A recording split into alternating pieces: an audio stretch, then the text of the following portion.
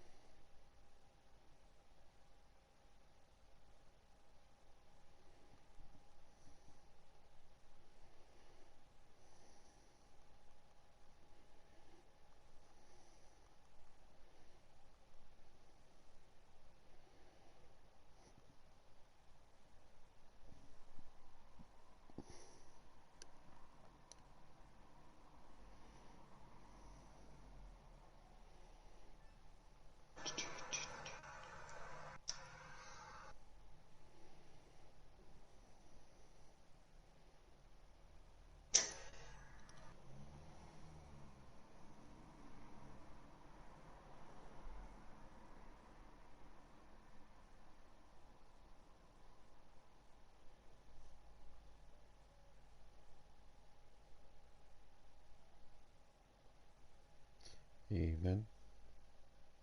Evening, Daniel. You alright? Yeah, are you?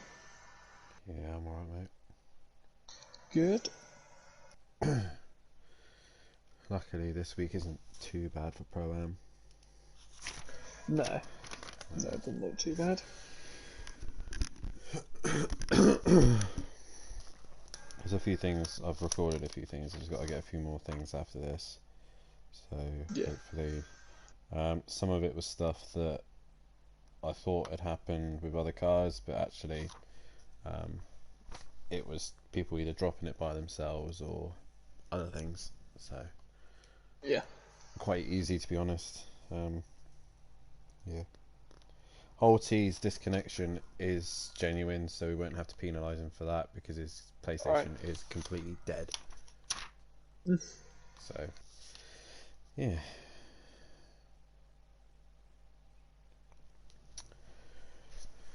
Who the fuck are we missing? I know Mazda's not coming. Andy and Biggs aren't. Emo Andy guy and Fury.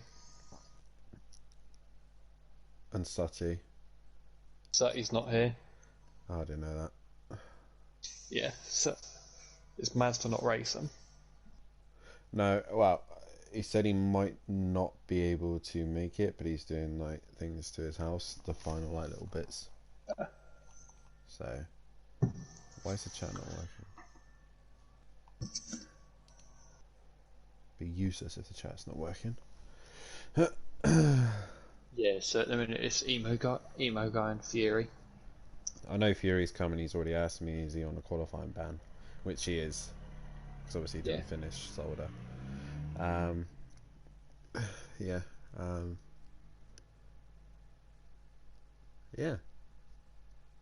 Not more than that, really. Yeah. So at the minute we've got 9.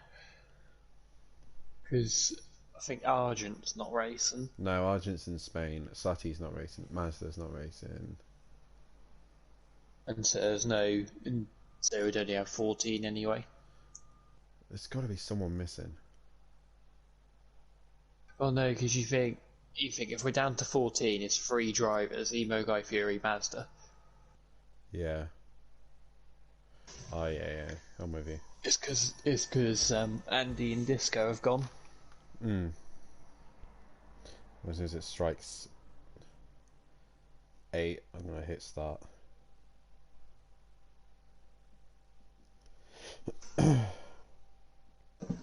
I still think I said to Matt, I think that Max should be put into pro. Yeah, he should be really. He took Fury's four. now in. He took 4 race wins with not even breaking a sweat. You know. Yeah, he's taken 4 race wins on the bounce. I think he'll be mid-pack in pro though. He won't be leading it. Yeah, he won't be lead. He won't be leading it, but He might I get a couple see. reverse grid wins, I reckon. Yeah, but looking at his lap times around Spa, they looked kind of around my pace. Yeah.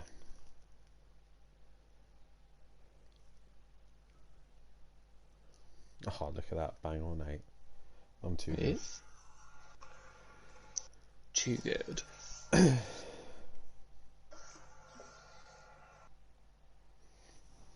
did actually find out the names of each corner, but I can't remember them now. I know some of them. I know some of them, but like, oh, that was a disgusting fart. There was one that I learned. Was it crumpets? Crumpets. Oh, I can't. I probably read it wrong with my classic dyslexia. Oh, campus. Duh. Yeah, campus. Going up to Stavelot and towards Blanchemont.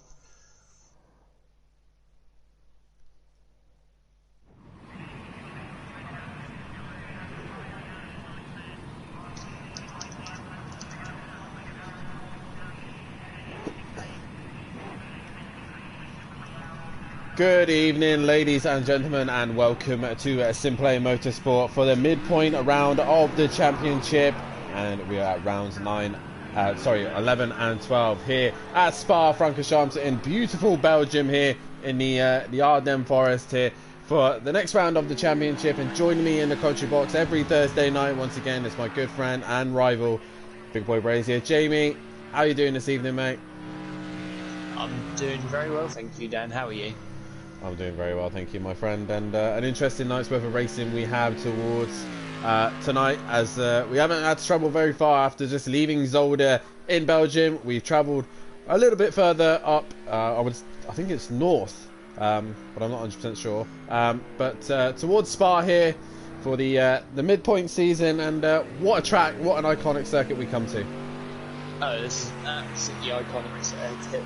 It's famous for F1, for the Spa 24 hours, for a whole load of different reasons, and I think everyone can safely say that they love Spa. Everybody, I love Spa. It's one of those iconic circuits, brilliant and historic as well. But tonight here, Jamie, we're focusing on the GT3 Pros. And these guys got a lot of work to do midpoint in the season, and they're all on the hunt to chase after one man and one man only. That's the leading driver of the championship, and here he is, the overtaker, leaving the pits. And this man has really come into the championship and put a stomp on this championship as well. He's really set the bar this season. Oh yeah, he definitely has. He's just been very, very consistent. He's not really had a bad round. He took a win at Zolder last week. He took a second place. He's taken a very interesting line through Eau Rouge and Rayon. But yeah, he's just been so consistent.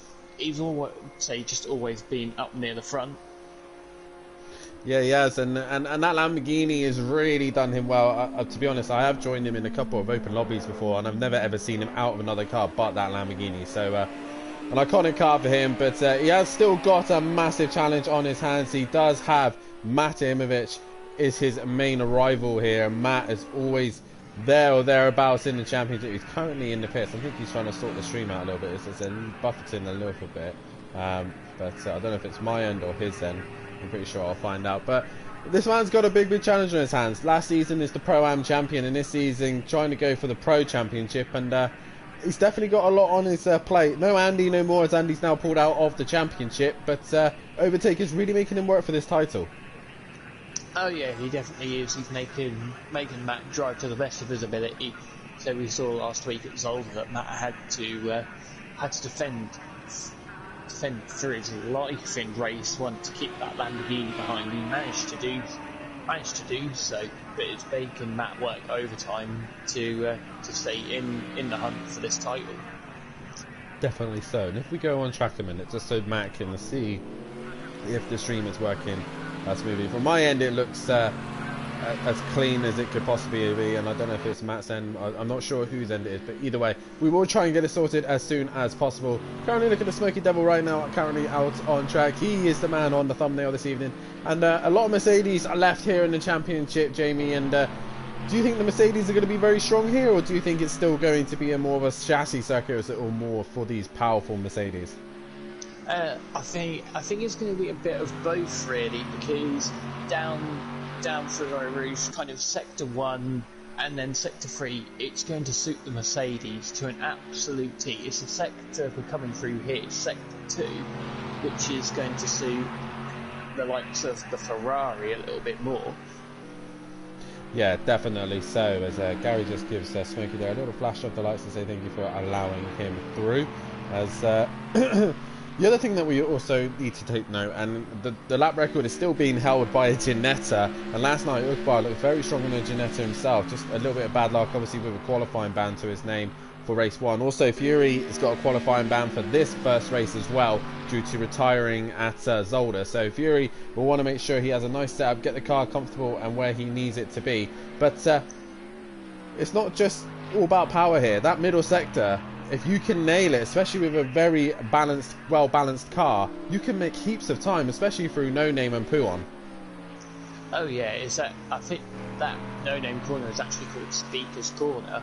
So yeah, hooking those corners up is absolutely key. You can be as quick as you want down the Camel straight through Eau Rouge up towards Montreal, which Fury is now.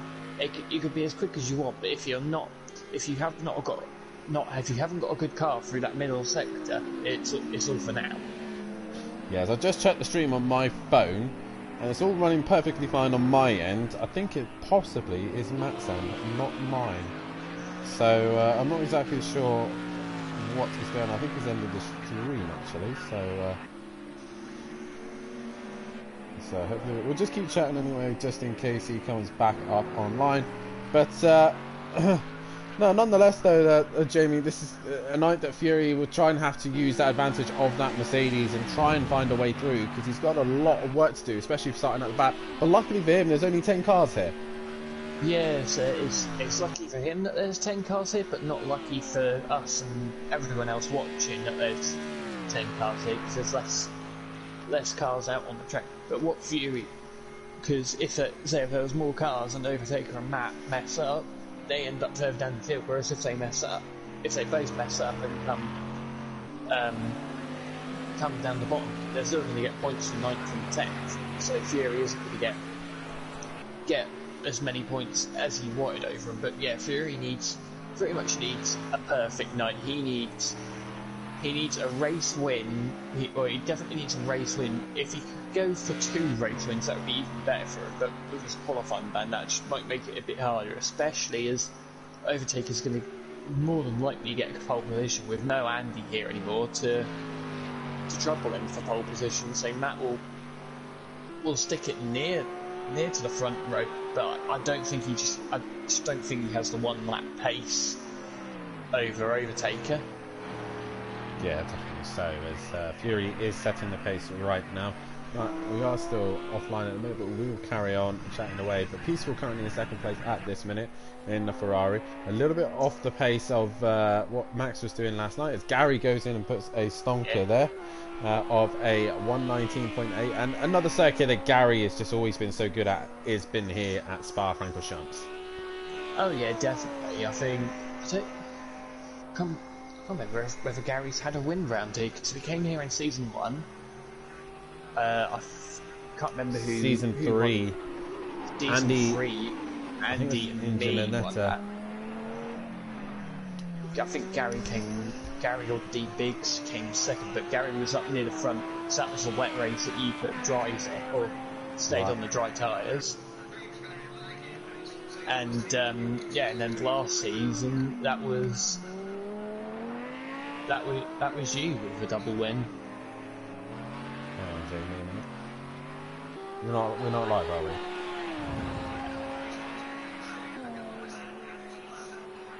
I was gonna say, I've checked my end and it's running fine my end.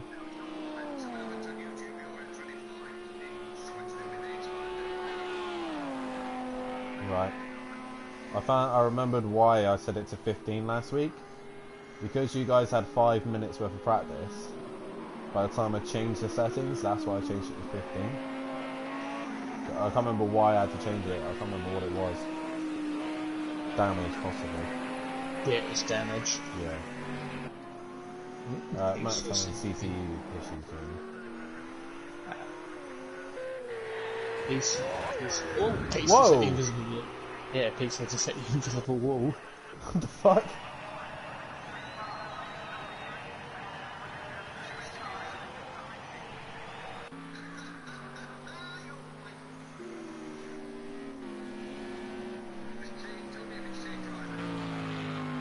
Huh?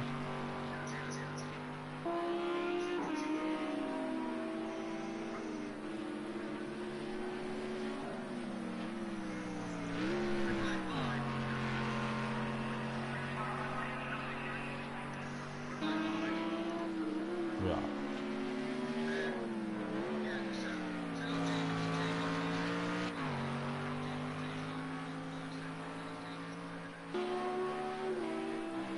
Right. 5 seconds.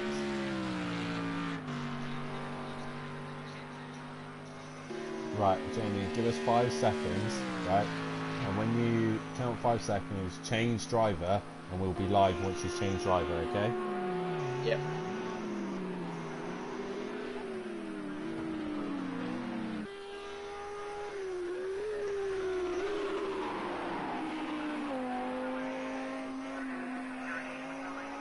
And we're back, ladies and gentlemen. Sorry about the complications here. We having a little bit of technical issues on Matt's end, but we should be back and live anyway. But Jamie, we've just been having a quick discussion about drivers to keep an eye out for tonight. Obviously, Matt currently still in the pits right now, obviously having to deal with the computer issues that he's been having. But Gary Peaceful at the minute, top of the table. Overtaker currently just holding his pace back. This man made a very, very bold statement the other week, which he said his lap record is a 2:16 round here. Yeah, That was he's his... taken. Yeah, I think he's put some of Peaceful's sandbags at the minute because he's 9 seconds up, which would put him 4th. Oh, no, put him 5th behind M Bravo. I'm pretty sure there's more time for him to find anyway. But yeah, Gary's always has been quite strong around here. I don't think though he's ever taken a win. I don't think he's ever taken a win either, but nonetheless, we've got a couple people in the chat. Digger, Argent and Smithy, and Argent says there's a couple of us away this weekend. As you can see, yeah, there's a few drivers away. We have no Sutty Apex, no Argent. Argent is currently enjoying the beautiful sunshine in Spain, I believe. So I hope he's having a lovely time. Streams Jumpy, yeah, we know it, Argent. We're trying to sort it out as best we can. No Sutty Apex, and also no Mazda either. Mazda has just moved into his new, or trying to move into his new house over the weekend, so he's just making final touches to that. So no Andy and Disco no more. They've pulled out of the championship as well. Smokey currently having internet issues, and I believe that's everybody else. No, and Emo Guy we're missing. Yeah, Emo Guy. We don't currently know where he is. Overtaker is on a better lap here, but it's not the 2:16 that he was on about. So whether he can actually put into a 2:16, he's not changing gear there. Yeah, I think he is sandbagging a bit. He's got to be sandbagging. There's no way you'd run 4th gear all the way through those sections there. I think Overtaker is trying to hide his true pace here, and I will be very intrigued to know how he does a lap around here, because he goes 6th behind D-Bix. Is he sandbagging, or has he genuinely got a problem? I think if he generally had a problem, you'd see him into the pits. Yeah, he's just rev. I think he knows what his pace is. Gary has actually gone quicker. He's now 1.2 quicker as Overtaker cuts across the Rouge. Anyone doing that tonight will definitely be getting a slap on the wrist. Yeah, definitely so. And as we do a quick run of the championship standings, Overtaker, this man is leading the way as it stands, 208 points to his name. P2 currently is Matahimovic on 42 points behind his championship rival. In 3rd place is Fury, 118 to his name and 19 behind the race leader. And in 4th place is Andy, but sadly Andy pulling out the championships. How high can he stay on the championship before the end of the season? But not very high if Emo Guy manages to turn up tonight. He's 97 points to his name and only 111 behind the championship leaders. Then we move on to P6, D-Biggs, part of the Pushing Limits Racing, currently 94 points to his name and 114. I think it's Powerline Racing. Powerline Racing. Pushing limits. Yeah, I've got the names wrong there when setting this up. It's not Powerline Racing, I don't think. I think it's Pushing Limits Racing. I always make a mistake every single night, and there's the mistake right there. But luckily, it's only one Audi tonight to worry about as Argent's away. 7th at the minute is one of the Simplay Racing Ferraris of Peaceful Explosion. 86 points to his name and 122 off the lead, with Mazda currently decorating for Teletubby Motorsport in 8th place position, with the other Jaeger Motorsport driver of Gary 131, your two-time constructors and drivers champion. He's doing a Dean Wasocki and putting his window wipers on. Nice to see that they work, but there's no rain forecast here. That is, so you almost spun it as well, coming through the chicane there. Yeah, Gary just pushing the limits there, as you can see. Emperava comes up in the 10th place position for Smoking Hot Racing, ahead of both Audio Sport Pro Laps. Lamborghini Sutti is leading them away, with KLF in 12th place position and 64 points, getting a bit off the back of overtaken now, with Smoky Devil currently in 13th place position. 14th is Argent, and back on the grid once again after a couple of weeks out is Monkey Boy. He's back in his Ferrari. And that is your driver standings at the minute. Disco bringing up the rear, obviously only doing a one round. But the championship standings look like this. Silence of the Lambos still leading the way. Starting to extend that gap now after two good rounds at Kota. And obviously at Zolder as well. 61 points ahead of Jaeger Motorsport. With Teletubby Motorsport currently in 3rd place position. Not too far behind the Jaeger Motorsport pairing either. With Audio Sport Pro Laps currently in 4th. Pushing Limits Racing in P5, and Audi in the Audi, and 171 points off the lead. Slingshot Motorsport are done for the season, and they will be in a P6. And in P7 is Smoking Hot Racing, 117 points to their name. And Simplay Racing bring up the way in the Ferrari with 109 points. And Jamie, that's the championship standings.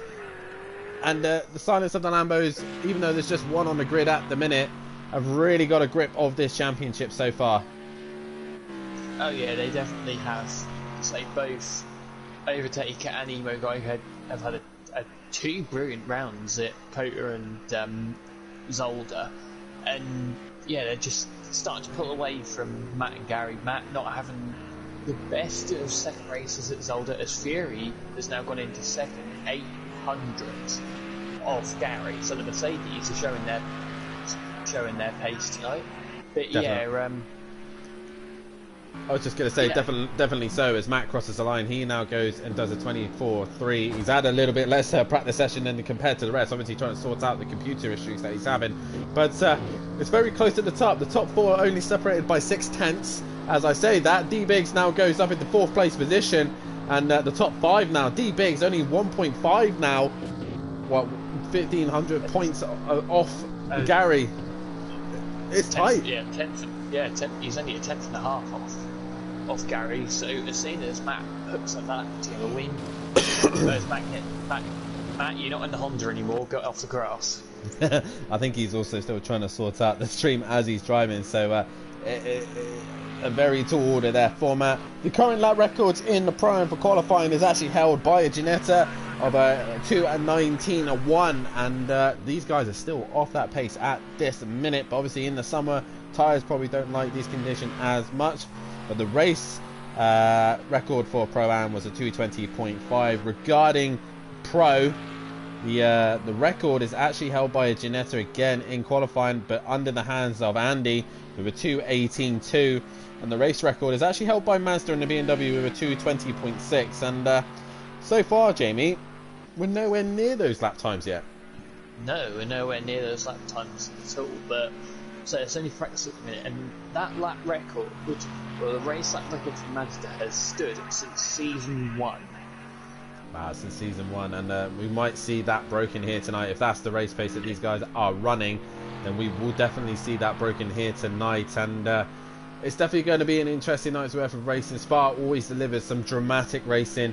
Has recently had an upgrade in the real life, and it looks a lot better for, especially for bikes and F1. It'll be interesting to see when the F1s return to here. There's a lot more gravel trucks, very much old school now, Jamie. Oh yeah, it definitely is. So you say about the bikes returning, and there was actually I think there was a 24-hour bike race a few weeks ago here, They've got Spa 24 hours, not too long away. Got F1 a few months away, yeah, which I think is about September time. Matt's going to come across the line, and he has gone only into 8th place, but he's only 3/10 off overtaker at the minute. So the pair of them might be sandbagging. But the upgrade you're talking about is down here. It's down here. The barriers are a lot further away now from the track. I think there's a gravel track there as well, and Eau Rouge runoffs at Eau Rouge are a lot wider. There's also a grandstand at the top of the hill, which must, I believe, it must be the best grandstand. I believe also Eau Rouge. I always get mixed up which is which. Eau Rouge and Radion. I believe Radion is the top or the bottom. I think Radion's the top. Radion is the top. Right. So Eau Rouge.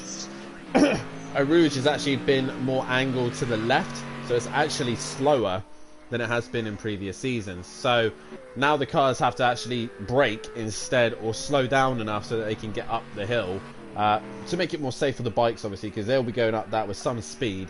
And obviously MotoGP will be the first time they ever go to Spa with these new changes, and I'm looking forward to seeing. I don't think MotoGP are actually going to Spa. Them Plath will get sort of sideways. Not this. I don't think it's this year, but they are looking to try and get to there. As Full Ayrton in the chat says, is it PC or PlayStation series? It is a PlayStation series.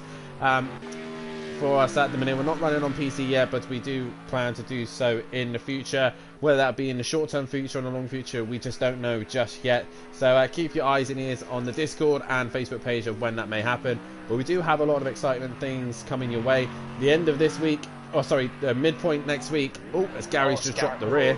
Gary dropped. Oh man, that's beautiful to keep that out of. That was elegant. That was Sebastian Vettel-esque at Baku.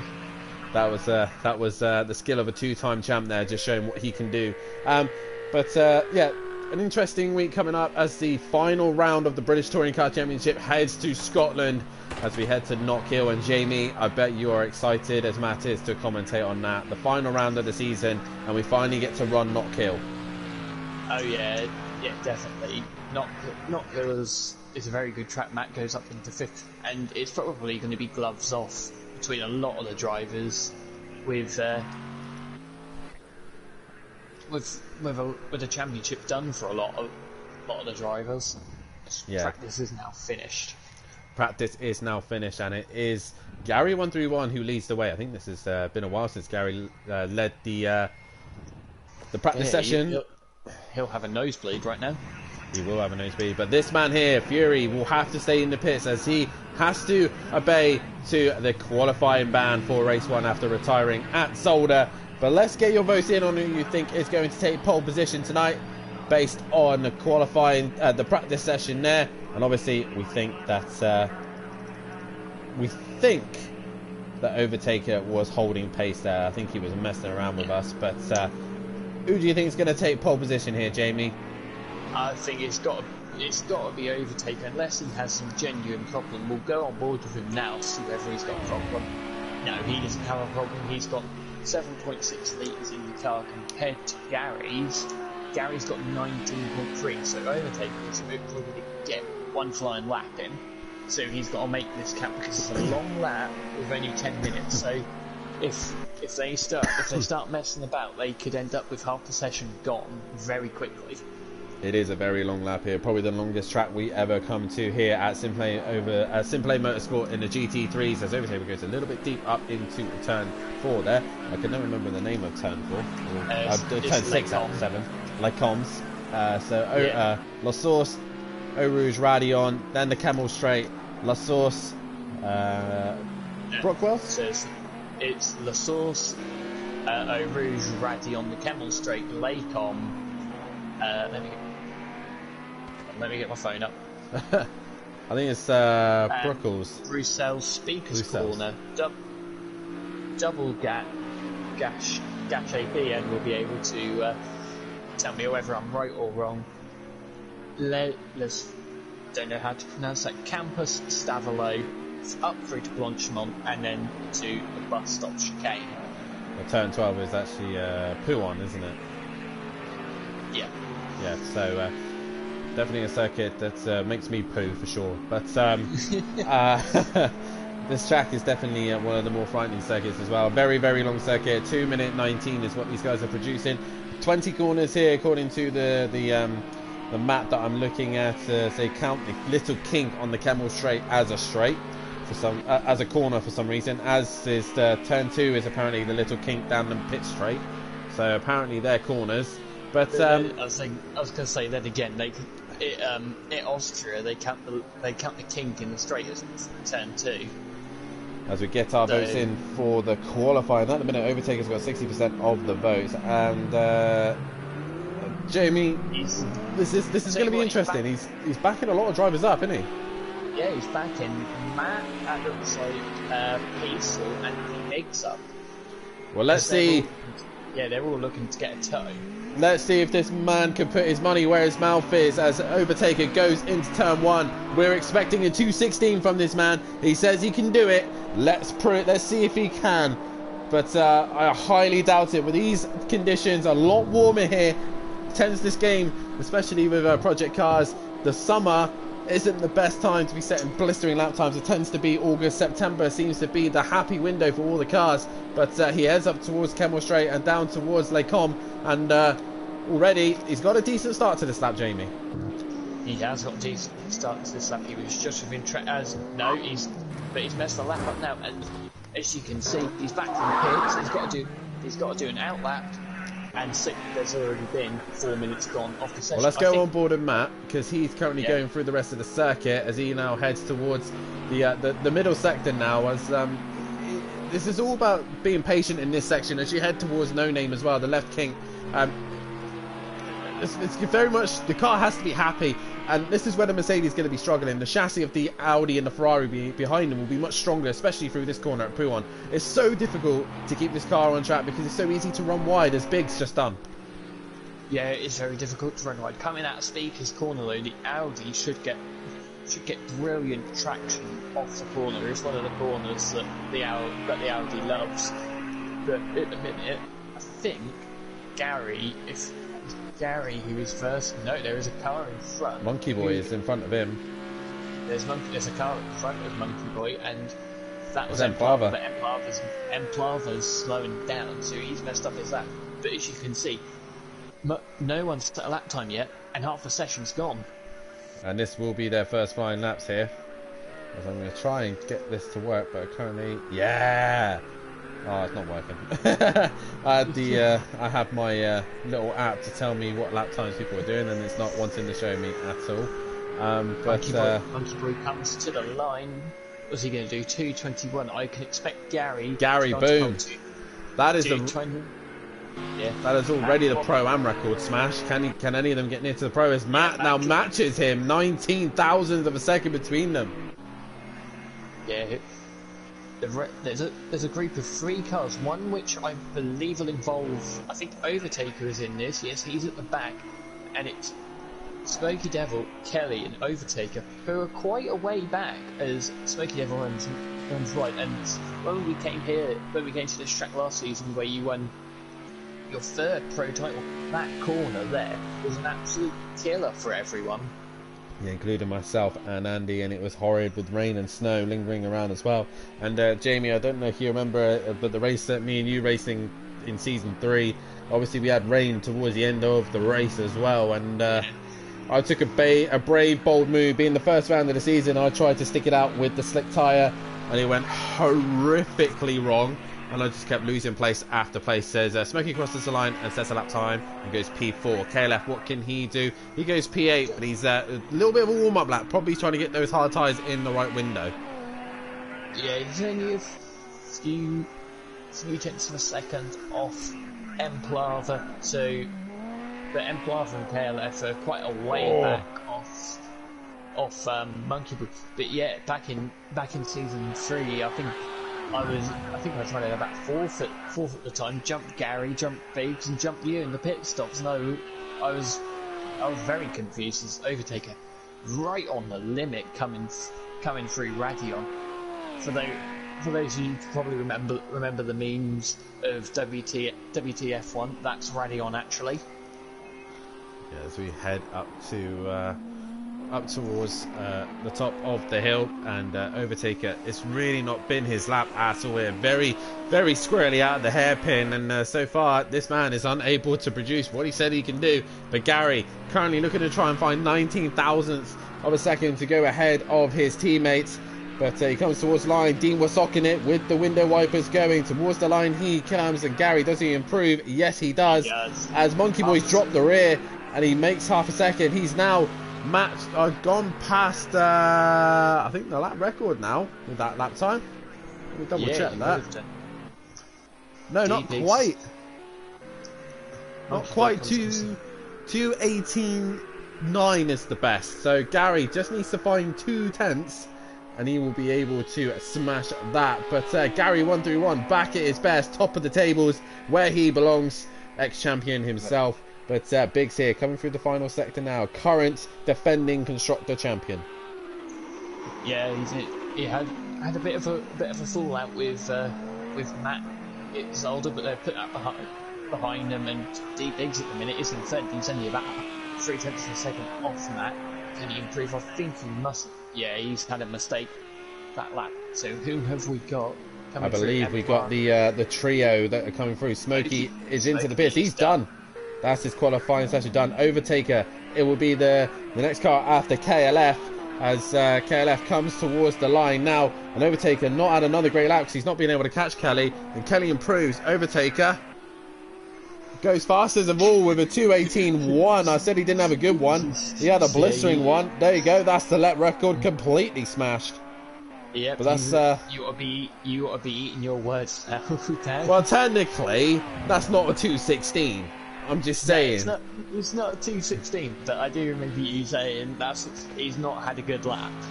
If he had a good lap, I would have thought he would have been right on the back of KLF, who's considering he's 4.6 off the best of Overtaker, and Kelly did improve as well. And Overtaker is now into the pit, so Matt has got to try and find about 0.6 of a second to jump Gary.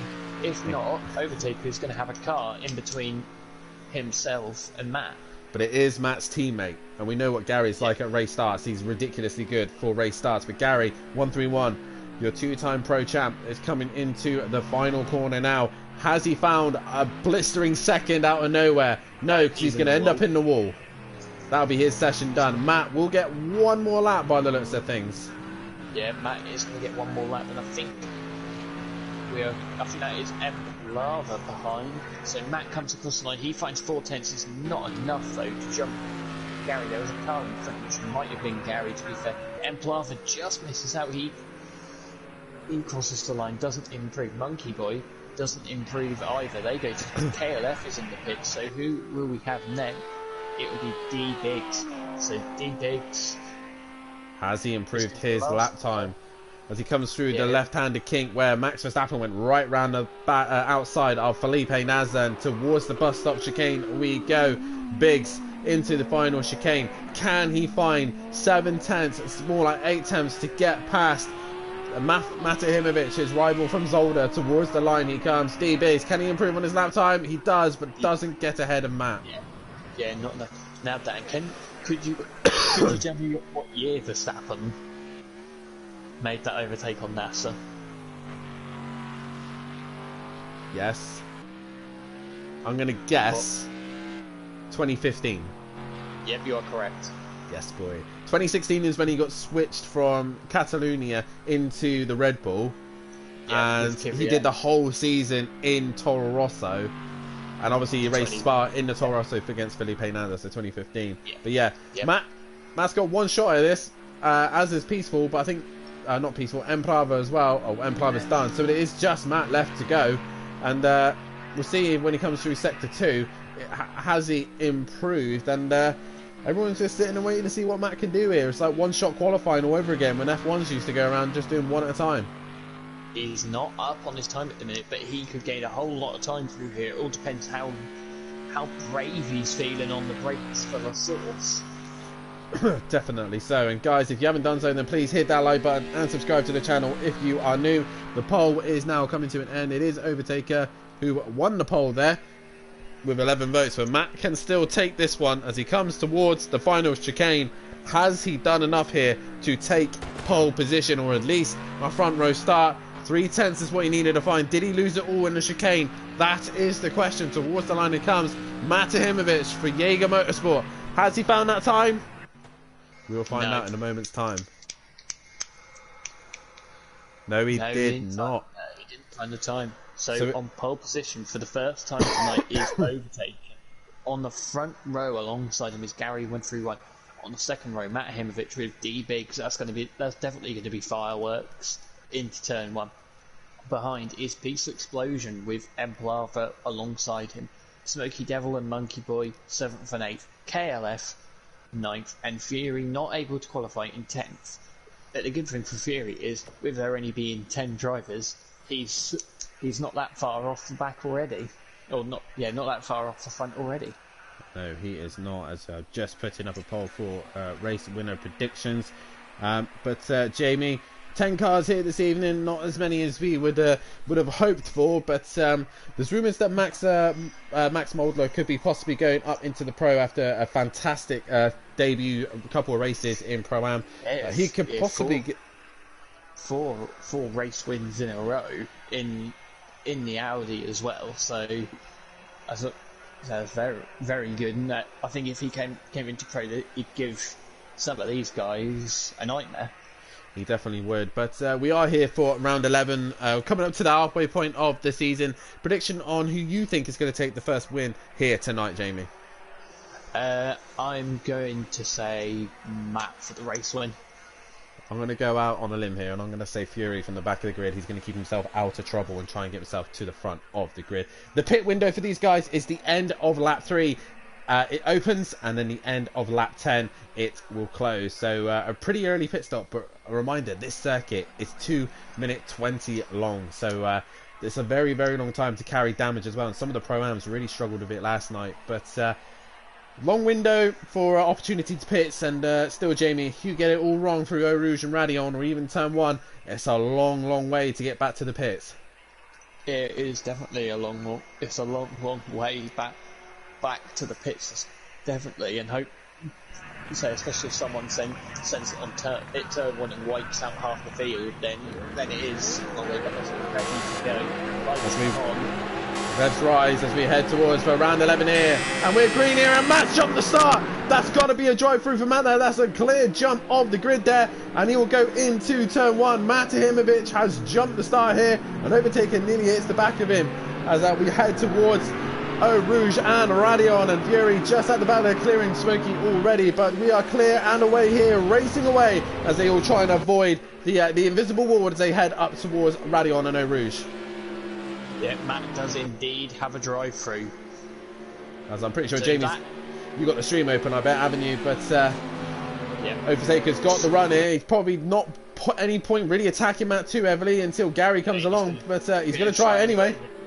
Yeah, he's going to try to go around the outside at Lake on. Matt just was shown the inside, and Overtaker goes off the track. He's going to have to cede position. He's ceded more than that. So a few cars off in the background though. D Biggs has dropped down the order, so I don't know if anything's happened there. KLF's had a moment as well, but D Biggs I think is in the wall. Fury has also been caught up in that, I think. No, Fury's managed to get away with it, but D Biggs has gone backwards here, and he's having a fight with Smoky Devil. But Overtaker caught out by Matthew's drive-through there possibly, but fought a little bit harder than he probably needed to.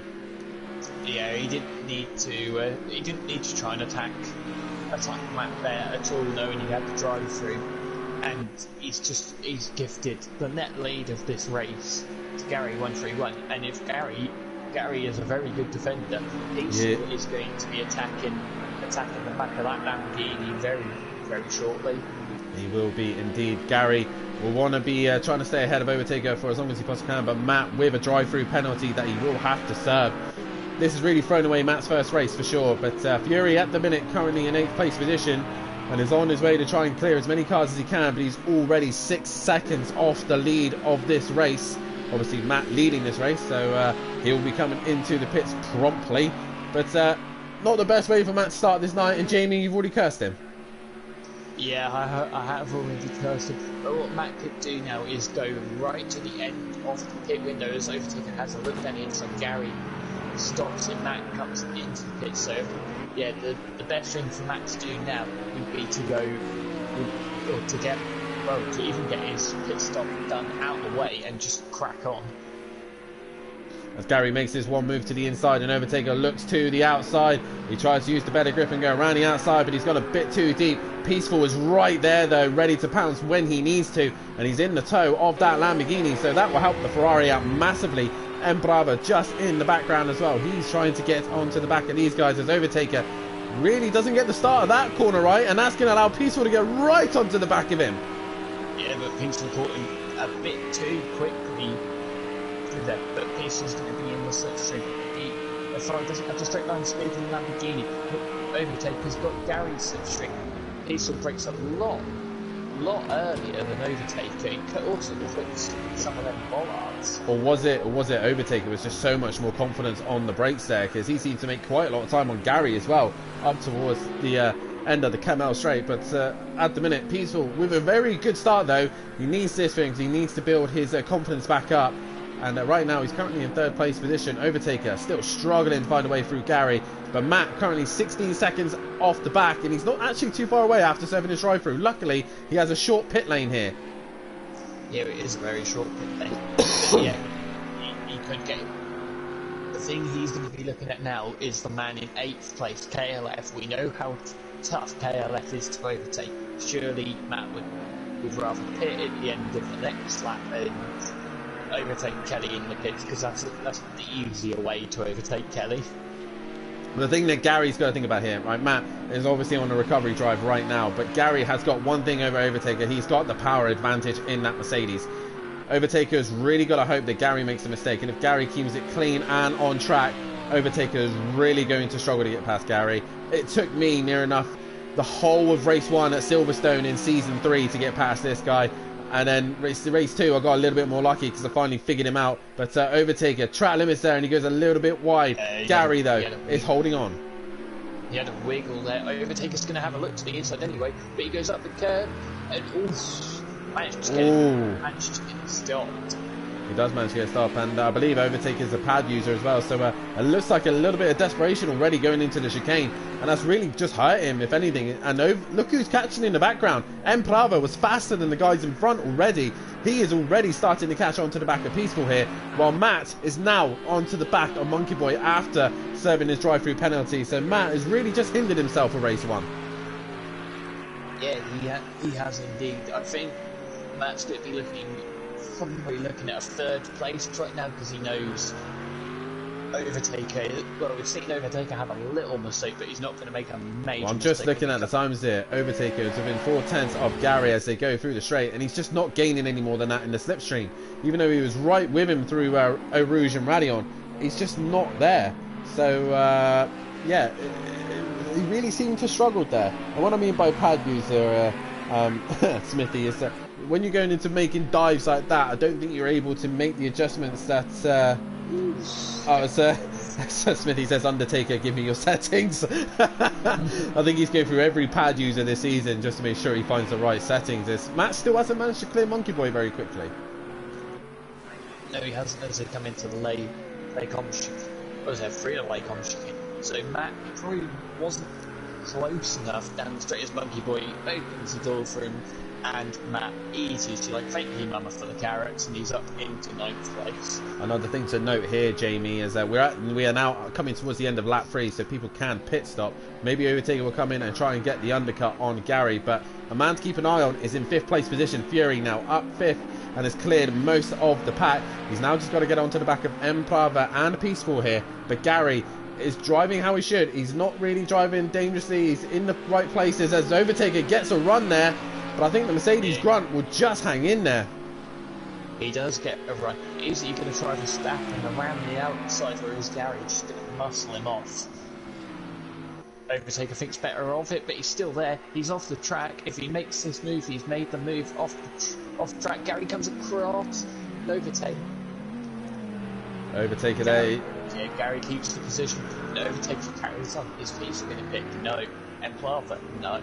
All these guys wanting to stay out. If I was Fury, I would come into the pits now, get your pit stop done and out the way. You've got clear air, clear traffic, and you're able to just push as hard as you can. But he's choosing to carry on, as is Smokey. D-Biggs is your first man into the pits.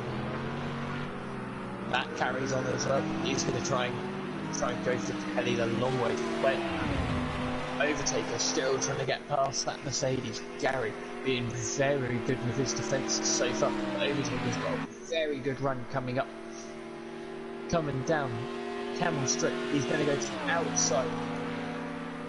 It's going to be a brave move around the outside here, but Gary with the straight line advantage here, I reckon, will just be able to hang on to the inside as they come up to the top of the hill. Gary holds his line. Overtaker makes contact with Gary there, and there was really nowhere for Overtaker to go there, really, because that door was always going to close, and he has spun Gary 1-3-1 round. Yeah, Overtaker. He's not giving the position back either. As D-Vic says in the chat, Fury's cutting corners, so if he's able to clip that, it will be able to penalise him for that. So it's down to the drivers to pick out track limits here. So not down to the stewards, because obviously we're not going to sit for hours and hours worth of content here to find out where people are cutting the track. But Overtaker giving Gary a little love tap and spinning him around. Yeah, I think it was more than a love tap though. I think in all honesty, Overtaker should have just left that bit more room for Gary. That was seen as that was Gary's corner. It's always a tough move going around the outside of the Lake Com, and Gary had his car in front, so yeah, that'd be one for us to look at. Yeah, definitely so, as Gary has actually lost the position due to that. They had a nice gap over Peaceful. He's now in the clutches of Peaceful because of that little tap, and we don't know if he's carrying damage. Just there we see Smokey's off. Fury's lost a place. Oh no, sorry, not Fury. But KLF is now defending from Matt Imovic. Is he just going to let him through as as Kelly goes wide there, very wide? Yeah, he does. He's electric. So Matt has now got to try and catch up to Fury. Fury braking coming through Blanchimont. Yeah, something about this car isn't right, and every driver I'm watching cuts corners as well, but they're not actually, to be honest, mate. They are sticking within track limits. The track limits is 2 wheels on the curb, and Fury is into the bits. It looks like he just clipped the wall ever so slightly there. Yeah, he might well have done. Now, Peaceful is now going to come under some serious pressure from Emplava for third place, and that Mercedes is going to be very quick down the Camel Straight. Emplava a little bit of track limits there. He's just going to have Gary's slipstream. He is going to have Gary's slipstream, but the thing that Peaceful's got to worry about is the man behind him, Emplava, in that Mercedes. Once he gets in that tail, I reckon Emplava will be a serious threat for Peaceful towards the end of this lap. Overtaker, not the best run through that sector there, as Gary seems to find a little bit more time on him. But we've learned that Overtaker can make mistakes. He has done in the previous... But we'll just keep an eye on Overtaker, because mistakes can happen with him. Oh yeah, everyone's human. They can make mistakes. Matt now up into P5 already. So what's happened to? Oh no, Fury pitted. Fury has pitted. So Matt is trying to go long here. He's got a long way to catch up to Emplava. He's got around 13 seconds to catch up to Emplava. The problem that Matt has now is the drivers in front of him are lapping similar to what he's lapping, so he has to really hope for something to happen to these guys for it to really benefit him. So he's really just got to hope and pray now that something happens. And obviously, because 10 drivers started, the top 5 will not be able to qualify. So at the minute, Overtaker, Gary, Peaceful, Emplava and Matt, crucially Matt, will not be able to qualify. So KLF, Smokey, Monkey Boy, Fury and Biggs will all be able to qualify. Yeah, but say D-Biggs and Fury have pitted. Fury, we should imagine that he'll come out in front of Matt unless he makes a mistake. That he can run wide through there, possibly trying a bit too hard to close onto the back of the Ferrari. And that's a massive wiggle. Yeah, definitely so. As Smithy says in the chat, Emplava doing very well after a Pro-Am, but Emplava and Peaceful both coming into the pits to serve their pit stops. and that's their names striked out in the thing for me here. And Monkey Boys. Yeah, Monkey Boys. Was that a reset? That might well have been. What lap is that? Lap 5, and we might have to check that Monkey Boy has done a reset there, because that into the pits as well. So whereabouts is Fury? Fury is coming through the source. So Fury's gone wide. Fury went very wide there. Very easy to do so going into the bus stop chicane, but Matt's already gone. But Peaceful and Emperor are always already out the pit exit there, and a little bit behind. Close between Matt and Fury, because Matt kind of cuts half the track. Fury's gone, I think. Yeah, Fury's down the road. Matt has jumped big, so. Yeah, he has jumped big. He hasn't jumped Fury though, and Fury will stay in front of him as Monkey Boy is into the pits. Meanwhile, Emperor and Peaceful are very close to one another, as is Smokey and KLF, as these two still yet to pit at this minute.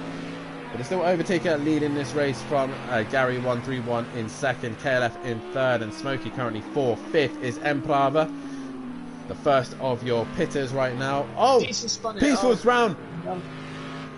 That gives Matt another close AP. Peaceful has chucked his podium chance away. And it looks like a classic Peaceful mistake. He does a Peaceful pirouette at the top of a Camel Straight, and he's got a lot of recovering to do now. He was in a very good position, possibly racing hard with Emperor, but Peaceful on a recovery drive now. Smokey still just on the back of KLF, as Overtaker currently out in front, pumping in the 219s and extending that gap from Gary. Yeah, he was about a second a lap faster than Gary last lap, and Gary was second quickest last time around. Granted that some of the other guys did hit.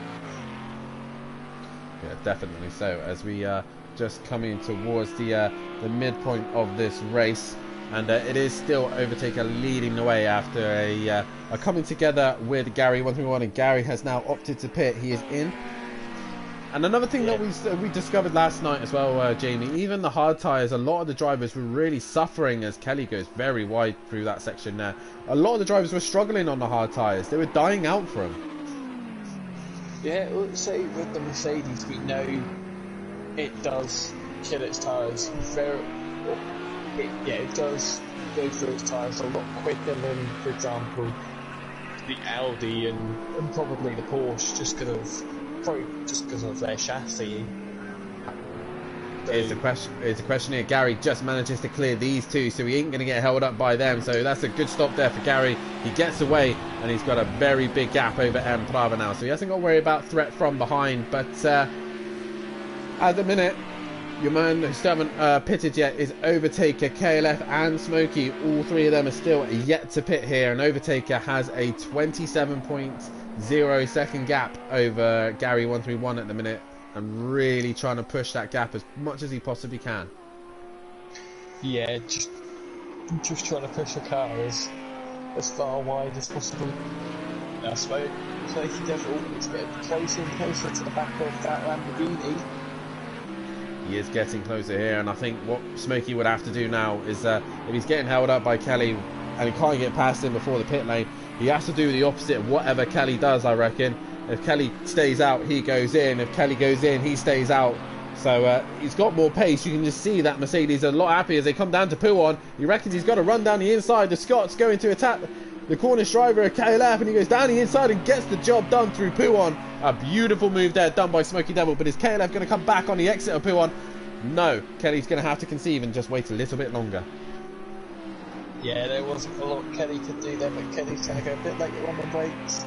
But yeah, not much he can do through there, and he goes down into fourth place. Emperor is about 3 seconds behind with Fury, 4 seconds behind as Overtaker comes into the pits. We should see him come out in the lead of the race. Yeah, quite comfortably in the lead of the race. Let's see how quick his pit stop's going to be, though, as we also noticed that Max last night did change tyres.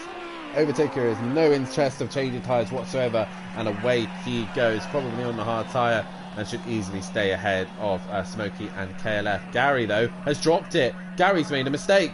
Where is Gary? There he is. He was ahead of KLF and Smokey. He's dropped it. Emperor now is in second place position on the road. He is. Not on the road, I mean. And Smokey. And Plaza is in the net. Is in the net second place. Smokey comes into the pits. So as Kelly carries on, like you said, he's doing the complete opposite to Kelly. And Matt is not far off the back of Fury, and Matt a bit slower than Fury last lap. So they're trying to latch onto the back of Gary, who can hopefully take him to Emplava. That is the hope here for Matt. He's trying to catch on to the back of Fury, but Fury just seems to be lapping a lot quicker than Matt at this stage. And Fury, already been said about track limits already. Is he taking too many track limits? That is the question. And it'll be down to, again, the drivers to send in the footage of what they think they've been doing on track. But overtaken with a very comfortable pit stop and a very comfortable race lead, 11.5 seconds ahead of KLF, 15 seconds ahead of Emplava. And Emplava, keeping his nose clean and staying consistent, has managed to get himself currently in a net second place position, with still Kelly, the only car yet to pit. As the car is off, Peaceful is going to be catching on to the back of D-Biggs, but he managed to get going. I'm starting to have, I just remembered I just see Peaceful go off as well. I'm starting to have a little bit of nightmares here, Jamie, because season 1, when I first joined, was actually here at Spa in my Falcon Porsche, and I don't know if you remember, but in that corner we've just gone past, I believe a Hot Wheels white Audi hit the rear of me, and we ended up being teammates for 4 seasons. Yeah, I do vaguely remember that. The season 1 Spa, I've tried to erase some of my memory though. To be fair, same here. After leading both races in Pro-Am and disconnecting from both of them. Yeah, not our best rounds, that one for sure. But Overtaker now extending that gap massively in front. He looks like he has got this race well under control. Monkey Boy had another issue as well. He is currently right at the back, probably halfway around the track, while the rest of them are at the other end of the circuit. So Monkey Boy just go around to score some decent points. And Fury now is onto the back of Gary 131. And already Overtaker struggled to get past Fury, as Kelly is now finally into the pit. So that's everybody done their pit windows. And Fury's going to be having a tough time here trying to find their way past Gary. Yeah, because Gary's job is going to be to get the ground. Oh! Fury gives him a little bump up the rim. So Fury now waits for him. Yeah, Fury doing the right thing there and just waiting for Gary to get back on track. Gives him a little flash, possibly to say thank you or just to be annoyed. But Gary does keep the position after Fury just misses his braking and in the rear. Yeah, but this has brought Matt to within about 2.5 seconds of them. And so Kelly speeded in the pit lane. He's got a penalty. So that's going to help Peaceful out, as Peaceful has got ahead of him. But if anything happens to Peaceful now, as Fury goes down the inside, and Gary's going to stick it out on the outside though. Look at that, they give each other the run through there. And Fury comes on through, Fury around the outside. Gary just went a bit too deep up into Lacombe there. And he just opened the opportunity for Fury to just go around the outside and get the positioning for the inside for the next part of that corner, as Peaceful's had another moment here and is behind KLF, and he looks like he's got damage to the front of that car. Teddy came up right behind Peaceful, and he's got in the slipstream down the Camel Straight and done him. So that puts Kelly up into 8th place on the road. But what kind of time penalty does he have? It's only 10 seconds, so if Peaceful drops it, Kelly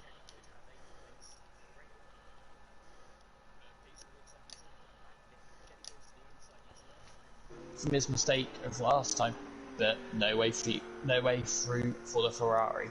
No way through for the Ferrari indeed. And as I don't know if they're struggling to hear us on the chat, but I've just changed the voice level, so hopefully you should be able to hear us over the cars instead.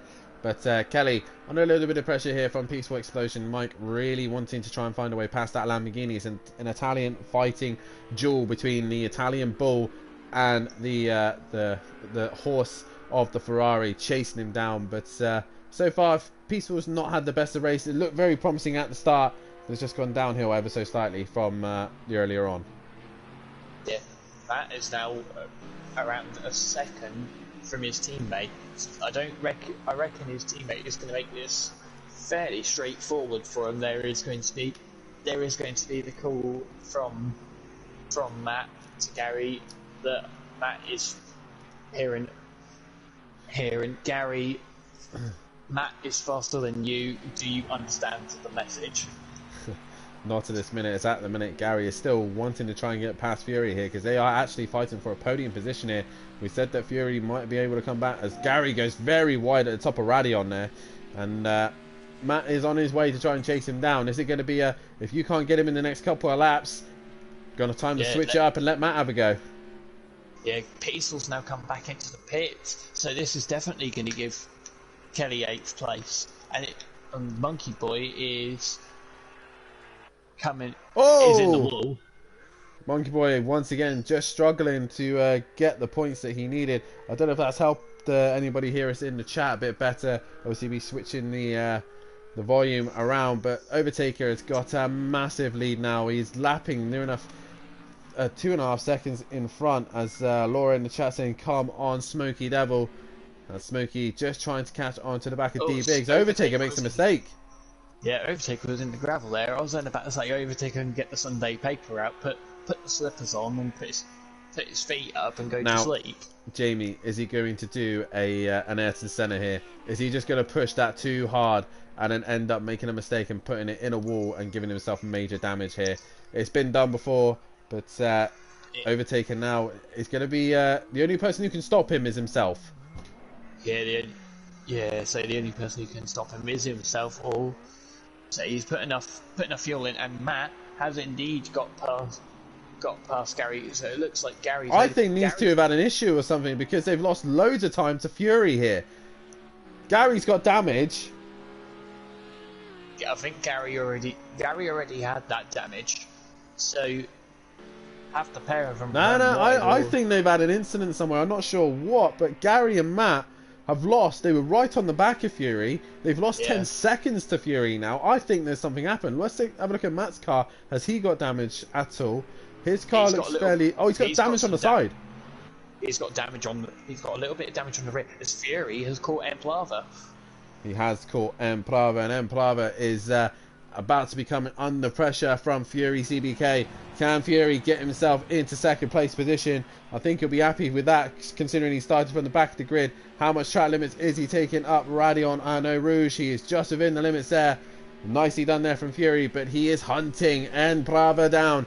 One of our two youngest drivers, and Jamie, someone I found out last night as well. These two are one of our youngest, but one of our eldest is actually running in the Pro-Am, and that is JM Grill. And I found out last night that the guy is 71 years of age.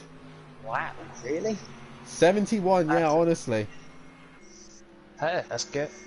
Good from JM Grill then. It could be my headset on announcer is good. The other is just a bit quiet for me. Again, I can possibly change that once the action. I'll change that for race 2, but at the minute I think everyone can just about hear Jamie anyway. But at this stage, Fury now looking to try and make a way past Emplava as he possibly can. But Emplava's gone wide at Pouon, but so has Fury.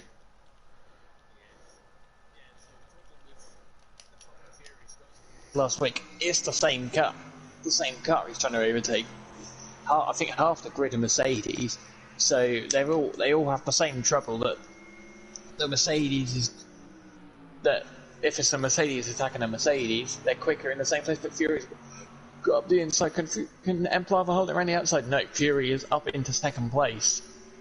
Easy as you like. Thank you, Mama, for the carrots, as Matt was saying. And yes, I've actually just said that line. I hate saying it, but I've done a matimism there. But we'll end the poll there, and everyone thinks that at the minute, Overtaker will take the race win. And at the minute, it's looking very, very good for himself. But the two of the youngest drivers, Matt's had a moment.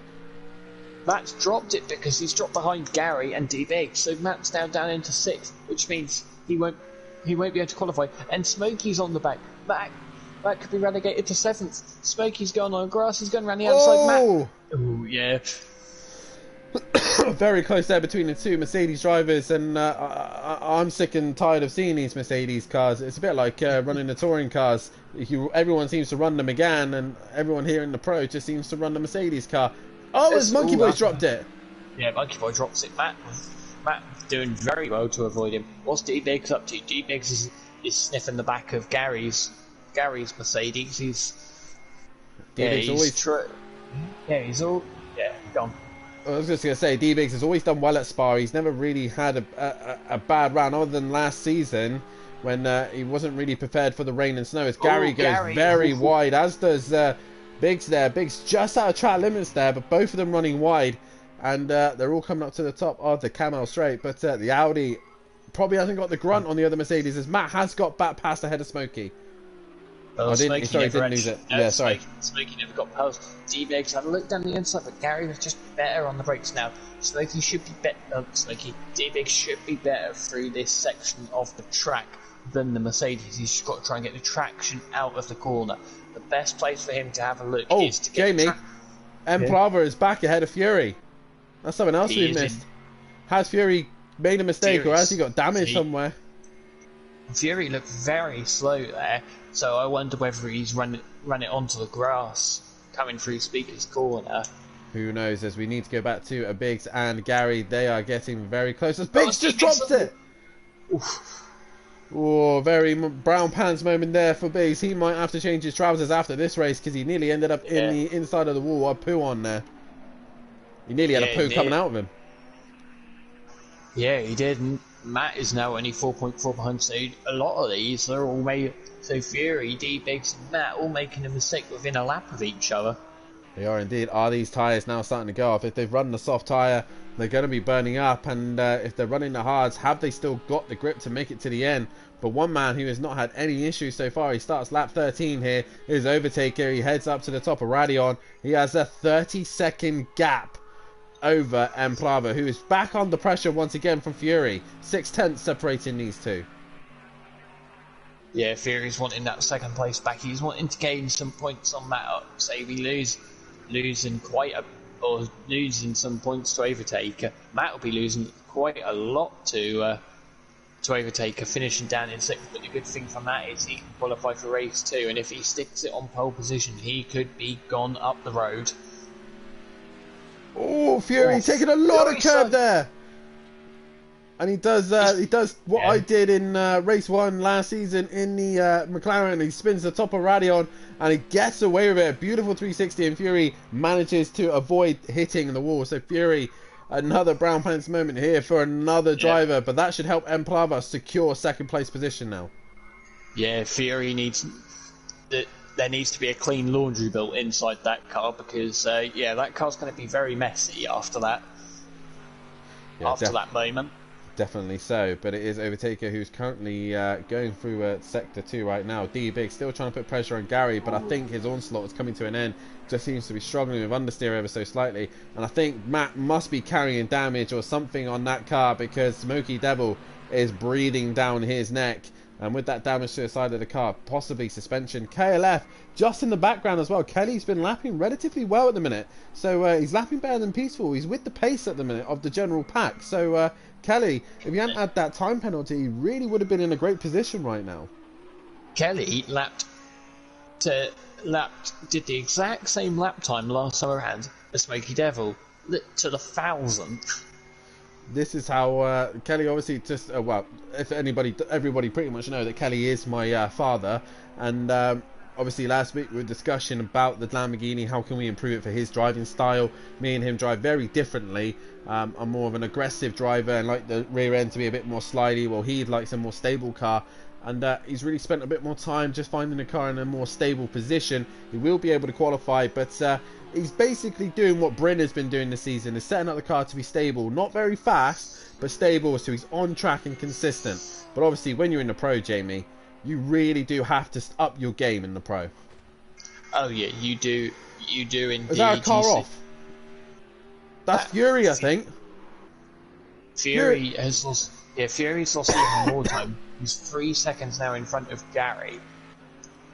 But Gary has still got D-Biggs all over the back of him.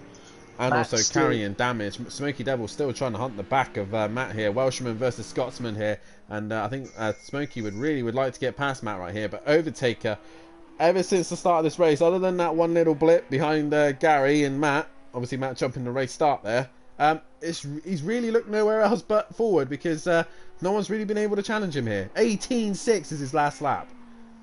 yeah, he's just been in a different world, really. He's say apart from the incident with Gary, which was unfortunate. He hasn't looked back since. He's just been pumping in the lap times and built a gap of over 30 seconds whilst the pack squabble behind and make mistakes. And he's gonna, and say with Matt down in 6th, he's going to open that championship lead up massively. There is going to be circuits though that this car will struggle, aka Daytona, where the Mercedes is always mighty. So Overtaker really trying to score as many points as he possibly can over Matt, and we don't know what he's going to be like at circuits like Oscherslaben on the grid, as many people haven't raced there, but he is coming into the final chicane now. Overtaker delivers an outstanding run here at Simply Motorsport, round 11 of the Pro Championship here at Spa, and he comes home to win another race here. Overtaker with flash of lights wins round 11 as we go back to M. Plava, the Latvian. It's a long way back, but he has done a fantastic job here tonight, kept his nose clean, and has done a fantastic run here. M. Plava, beautiful drive from him so far, Jamie. Oh, yeah, it's been a beautiful drive. He's withstood the pressure from Fury. Fury got through once, and then Fury's made the mistake, and Emplav has just been able to run on free for second place. He comes around the final corner, and this is a well-deserved podium for Emplav. He had a tricky start to the season. He's now bagged himself a second place. Possibly best of the rest here, because Overtaker really did nail this race. As Fury comes around the final corner from last on the grid, he will come home and finish on the podium. So Fury will be happy with that, and he will outscore Matt as well. As Forzy in the chat saying, hey guys, but look at this, D-Biggs a run to the line, but Gary's just going to hang on for 4th place position with Biggs in 5th. And also Smokey right on the rear of Matt, but Matt will hang on to that 6th place position, and Smokey in 7th, with KLF bringing up 8th place. And then it's just the two at Simplay Racing Ferraris, Peaceful and Monkey Boy bringing up the rear. Top 5 can't qualify, so Overtaker, Emprava, Fury, Gary and D-Biggs all can't qualify. So Matt is going to be looking favoured, probably take pole position here. But Jamie, what a first race we've just had, and it's really been all about Overtaker. He's absolutely annihilated this first race. He has. He's absolutely smashed it. We haven't seen much of him in that race because he just disappeared up the road. He was in race 2. And a reminder to all the drivers as well, if you do want to put an inquiry in, make sure you video clip, or if you have a stream, make sure you just clip a part of the stream, either by phone or a message, or however you want, a YouTube link. Send it to myself either on Facebook, on the Discord, and I will obviously pass it on to the stewards on Offer Top 16 or Dan Davis on Facebook. But as Peaceful comes towards line, he'll finish in 9th place position. Monkey Boy just off the rear as well. Regarding track limits as well, it's down to the drivers to catch them out. And if Biggs feels like that Fury's been taking too much track limits, he'll have to try and screenshot where he has done so. But Jamie, race 1 relatively clean, just mistakes by themselves. Oh, Monkey Joy just drops it on the end there. Yeah, I think he's just caught himself on the curb, but he'll get across the line. It's not been a good race for either of the two Ferraris. I feel their pain, I really do, because that Ferrari for me season 2 was horrendous, but it is 41 seconds at the end. 41 seconds. Overtaker really annihilating the rest of the pack there. He is your race winner with Emplava in 2nd, Fury in 3rd. Gary will finish in 4th. 5th is D-Biggs. 6th is Matimovic. 7th is Smoky Devil. 8th is KLF. 9th is Peaceful. And 10th is Monkey Boy. Fastest lap, obviously, going to Overtaker with a 2:18.6. Make sure you join us in a moment's time, as we will get race 2 underway very shortly, and we will hear from the top 3 as well. Top 5 can't qualify. Biggs upwards will not be able to qualify for race 2. Can Matt put it on pole position and redeem himself in the next race? We'll be back in a moment's time as we have race 2 underway.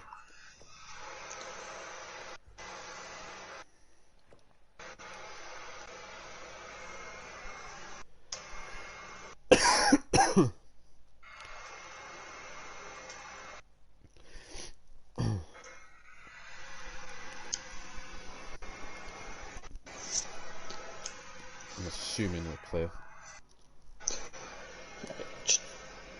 I'll have a look quickly on the stream. Mine's always like 30 seconds behind. Yeah, it's on this. Yeah, it's in and out, but just be careful what you say, because Matt always tends to forget to mute it. I'm gonna go for a wee as you get the top 3 in. I got them. He's muted it.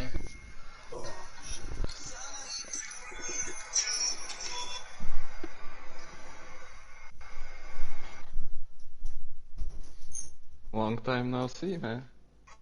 Emplava? That was a good second place.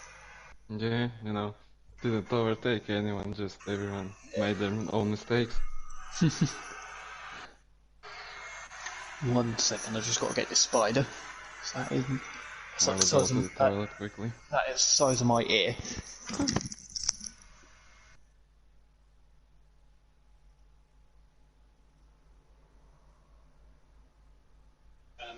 Where's it going?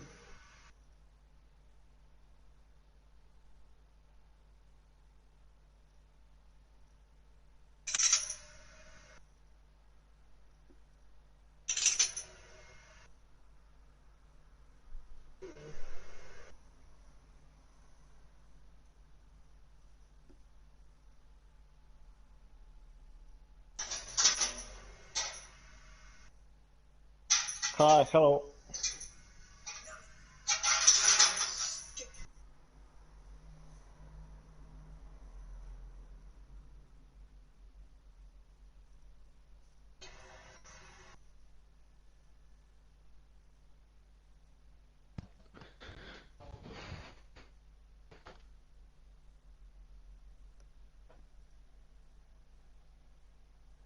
Overtaker, you could have slowed down, you know, wait for me. Next race, buddy, next race. Well, I don't. Let's see if I'm that close. Well, I mean, not that close, but behind you next race. If you're behind me, then it's okay. No, I just love this track, man. I drive so many laps around here. I like the track as well, but you know, my car was really unstable in the rear. Yeah, I went low downforce, and then I don't know about the Merc. You're driving the Merc, right? The Mercedes. Yeah, I don't drive it, but with the Lambo, the lower the downforce, the more stable the car is. And for the Spa, it's perfect because you gain so much on the straight. Yeah. Is Fury in yet? No. What happened with Andy? Did he quit? He's quit, Or mate. just He's quit. why is that? Disco's not racing with him, so he just doesn't have the heart to race anymore. And he's just making too many mistakes, and he wants to focus on commentating on Motive. So, because it annoys me, because it winds me up, because I really want to get on track and race you over Taker, because I was doing those lap times in practice as well, and it's winding me up. I want to get on track and race you so bad, but I can't. Will you be racing next season? Yes, for sure. But I'm umming and ahhing to run Lambo or Porsche. I'm even talks of running the Audi. Well, if you're running the Lambo, we can team up. No, no way. There will be no chance. But you're on the wheel, right? I'm wheel, yeah. Yeah, so the setup is, as I found out, very different because I'm on the pad, and I shared it with Timo guy, and he says he has completely different setup than me.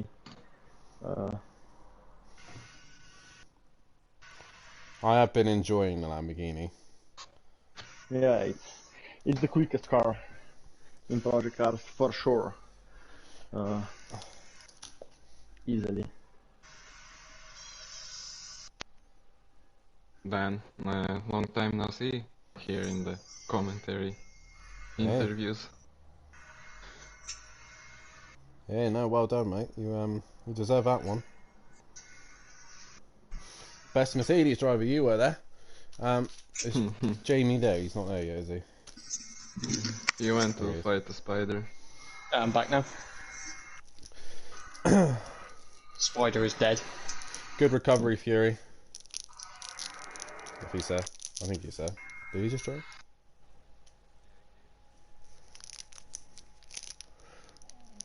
Yeah. Yeah, he is in. Alright. Sweet. Let's go.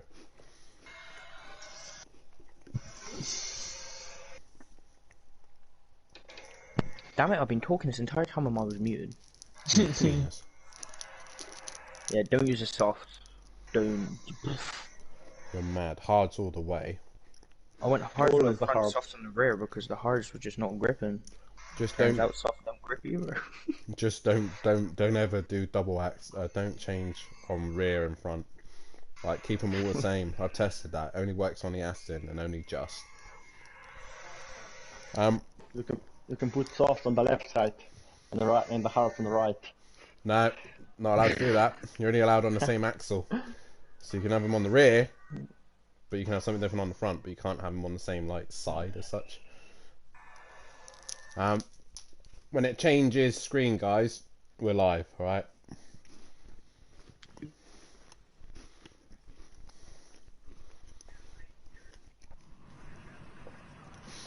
Welcome back, ladies and gentlemen, as I can't talk now. Yeah.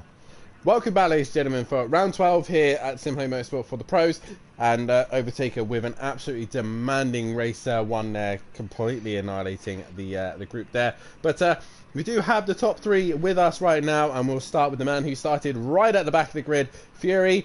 Obviously carrying a qualifying ban due to Zolder and retiring from Zolder, but from starting last and recovering back to a podium, you got to say that's a good start to the night so far. Yeah, I can't really complain. Obviously, the car felt pretty alright at the start of the race. After pitting, it just didn't feel right. Tried to pursue, obviously with the qualifying ban, it was a bit difficult getting through the pack, but obviously managed to get us through a lot of the pack, and there was a few bumps with people, but managed to keep it going and come home for third. Yeah, and obviously you just told us in the chat as well, don't run the softs. It's obviously towards the end of that race, was it that was killing you at the end? Obviously Empire with a demand, well at the point there, it was only half a second between you two, and then as soon as you caught him, it seemed like your soft tyres just died then.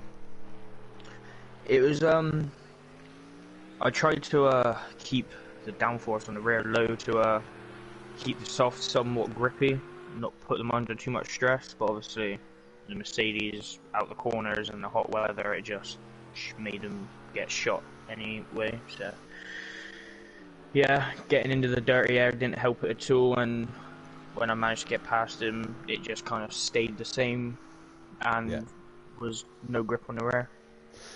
Also, still in this championship fight, obviously no Andy no more. He's now pulled out of the championship, so obviously outscoring Matt in that race, but obviously Overtaker just so strong here at Spa. The best you could do was third.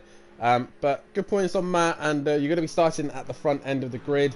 What can you do from there in this race too? Obviously you already done a race from the back of the grid. Surely you can just try and do the same again. Yeah, lesson learned, don't use the softs. Can only just try and get a decent start, no mistakes or minimal mistakes, and just try and win the races or get another podium. Keep gaining the points. Well, best of luck for race 2, mate, and let's make sure those hard tyres are on this time. Yep, cheers, mate. As we now move on to your second place man, one of the other younger drivers here at Simply Motorsport, Emplava, Latvian. Well done, Emplava. Very, very good race from yourself. You finished second, best you could do, best of the Mercedes drivers, and quite an uneventful race for yourself. Not really a lot going on. You just managed to keep your nose clean and stay out of trouble. Yeah, no, I didn't see much on the track while driving, but I had to fight my car sometimes, so wasn't that easy. But yeah, managed to stay out of trouble during the race, and it paid off. Obviously, Fury saying there that he put the soft tyre on. Were you running the softs at all, or was it more hard tyre for yourself? No, it was hard for me, but yeah, I thought they went off a bit at the end, But so yeah. Obviously, I think this is your best result in the Pro so far, so obviously that's going to give you a lot of confidence going into this final race. And like I said, the highest Mercedes in that race as well, with the likes of Matt and Gary in the Mercedes as well. You've got to be happy with that, especially beating your rival from last season. Yeah, no. Before in the practice lobby, Matt said, "Do I like his rear of the car?" And you know, this race he was looking at me, so that feels good. Was Matt has yeah, you know. Matt had a massive moment through that sector there. Sorry, Emplava. Just had a moment in qualifying where he's just dropped the rear and gone round. But obviously, you're going to be starting at the back of this race. You're going to be starting last. What can you do from there? Now, Fury could get up to third. Maybe I'm not that quick on pure pace, but if the guys in front have messy starts and collisions, then I think I can get up the grid pretty far. Well, you started mid-pack last race and you managed to keep your nose clean and get onto the podium, so we'll wish you the best of luck for race 2, mate. Yeah, thanks. As we move on to your race winner here, and it is Overtaker. He promised that he was going to be quick at Spa, and he delivered here. And Overtaker, not quite the 216 you promised, but nonetheless, a very, very dominant race from yourself, other than being held up by Gary at the start. Yes, I botched the qualifying. I didn't have the grip on the rear of the car, so didn't quite manage the 216, but 218 was enough for pole position. And then Matt jumped the start, which threw me off quite a bit. I didn't know if this was strategic, but then I was thinking this was obviously a mistake. If they were playing some games, so Gary would jump the start. But anyway, yeah, I was held by Gary. Dirty there is quite difficult around here to follow cars and overtake, but once I got past him, it was smooth sailing. Yeah, it seemed you got held up by Gary by quite a bit. It just seems like the Mercedes had the grunt on you, as I think Monkey Boy's been in the invisible wall there by the looks of things. But you seem to struggle on the straights against the Mercedes. But when you're in the middle sector and towards the final end of the sector as well, you seemed a lot more stronger than the Mercedes, especially in the Lamborghini. Was the chassis helping you in that section? Yeah, of course. You can see with other drivers, Lamborghini is super fast on the high-speed corners with the high downforce setup. So if I'm in clear air, I can run very fast. But we'll see. This time I've got a lot of overtaking to do, so we'll see. A lot of overtaking to do in this one. Your name is the Overtaker. Can you get through the pack and get another race win? Yeah, that's the plan. Well, best of luck for race 2, buddy. Thanks. As 3 relatively happy drivers there. Fury sounds a little bit downbeat there, Jamie, but nonetheless, a very happy grid there as they go into this next race. And by the looks of things, Matt, Monkey Boy, and Peaceful, all these guys just seem to be struggling here. As Smokey sets the fastest lap of the race. Yeah, so Matt seems to be struggling on his opening flying lap. Monkey Boy's been. Monkey Boy's car looks like it's attracted to the invisible wall, and yeah, so Smoky Devil and Peaceful at the minute. One setting the pace. Peaceful a bit quicker, but he runs he runs very wide, so much so that he might be in a different country. He might be heading back to Zolder, he's that wide. But we'll look at the current championship standings as it stands. Overtaker leads the way. He has 235 points to his name, and he's 59 ahead of Matimovic in second. Fury is now up into third place, ahead of Andy, but he is catching on to the back of Matt ever so slowly. D-Biggs currently in fifth place position, trying to catch Andy, and ahead of Emo Guy. Emplava jumps himself well up the order and puts him 7th with that P2 position. 8th is Peaceful Explosion, and 9th is Gary 131. 10th is Mazda, dropping down the order, obviously not able to make it here tonight. KLF jumps ahead of his teammate, who ends up in the wall there, by the looks of things. Yeah, Kelly jumps his teammate and jumps into the wall as well. And jumps into that wall. I think he's hit the same wall that I did in my Porsche 911 in season 3. So, like, son like father, if that's the right way around. Like father, like son. No, no, no, no. I think it's the other way because the son done it the other way, so son then father. So that's why I'm trying to go with that. But Sutty currently in 12th place position, with Smoky Devil in 13th, Arjun in 14th, and Monkey Boy still in 15th place position. Silas of the Lambos extend their championship lead, but not by much, obviously, with no Emo Guy and Matt and Gary scoring points. So Overtaker scores a little bit here, with Teletubby Racing not too far behind them in 3rd place. Smoking Hot Racing move up to P4, and Pushing Limits Racing down in 5th, with Audio Sport Prolapse in 6th, and Simplay Racing now jump ahead of Slingshot, who've dropped down to the bottom of the order. And race 2, Jamie, what can we expect from this one? Matt setting the pace with a 2:19.7, Smokey in 2nd, a Peaceful 3rd, KLF 4th, and obviously Monkey Boy still yet to set a lap time. This should be an interesting final race of the night. Yeah, it should be. Smokey Devil shouldn't improve on this time. He's 14 seconds off the pace at the minute. So first across the line will be Peaceful. He might get another run in. He runs wide there. Matt will get a bit of a nice slipstream as they come up towards Blanchemont. Or as Peaceful dips a wheel in the gravel. He does indeed. Peaceful trying to find every single bit of time he possibly can to get ahead of Smoky Devil, but at this minute he's just running out of time here as they're coming to the end of their laps here, and a vote is going out on who you think is going to take your second race win tonight. And obviously there will be a vote for driver of the day later on this evening. And if you like what you see here at Simplay Motorsport, then please hit that like button and subscribe to the channel if you are new, and head over to our Discord and Facebook page. Oh, as Matt nearly ruins Peaceful's lap there as he comes into the bus stop chicane. These guys won't be able to set another lap time, so everyone is on their final laps. KLF is done for the session. Peaceful towards the line, didn't improve. He lifted towards the end. It's now down to Smoky Devil. Can he find that 1.1 second? Make sure you tune in on Tuesday night as well, as the final round of the British Touring Car Championships is on their way. Heading to Scotland for Knockhill, the Scottish Showdown. No Scottish drivers going against another Scottish driver. There are 2 Scottish drivers though, of father and son, and Smoky Devil as well. Those 3 will be competing on home soil at Knockhill, and it'd be nice to see Knockhill finally on the grid. And also make sure you tune in next week as we then head to a brand new circuit for the GT3s, and what a circuit we are going to. We call it Thruxton, but Jamie, we head to Silverstone Classic next. That is going to be a sketchy round. Yeah, that was a very fast pace. Very fast paced round indeed. If anyone wants to drive it first and have a little taste of it, I recommend drive it in a Clio. That's probably the best car to drive it in. Or a Ginetta Junior, anything that's very slow, just to get an idea. But the curbs are lethal. The cars will not be starting how they usually would. There'll be 2 lined side by side and then staggered across. So it's going to be an interesting round. Smoky Devil comes to the line. Does he find that 1.1 that he needs? Towards the line, he doesn't improve, I don't think. He does improve, but not enough. Not enough. So it is Matt on pole position for race 2. Smoky Devil in 2nd. Peaceful Explosion in 3rd. Monkey Boy in 4th. KLF 5th. Fury in 6th as the first of the non-qualifiers. Overtaker 7th. Gary 8th.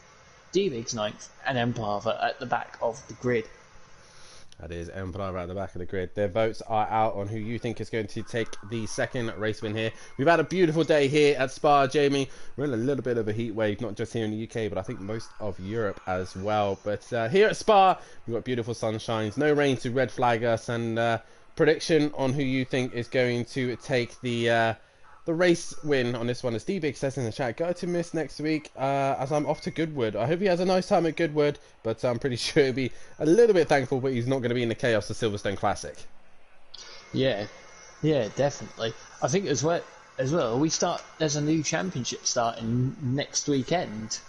There is a new championship next weekend, as myself and Jamie will be back on track against one another as rivals. Yeah. As you'll have to wait until round 2 for that, because I'm at British GT next weekend. A lot of people are away next weekend. I believe Kelly is also at Goodwood as well, so a lot of drivers away.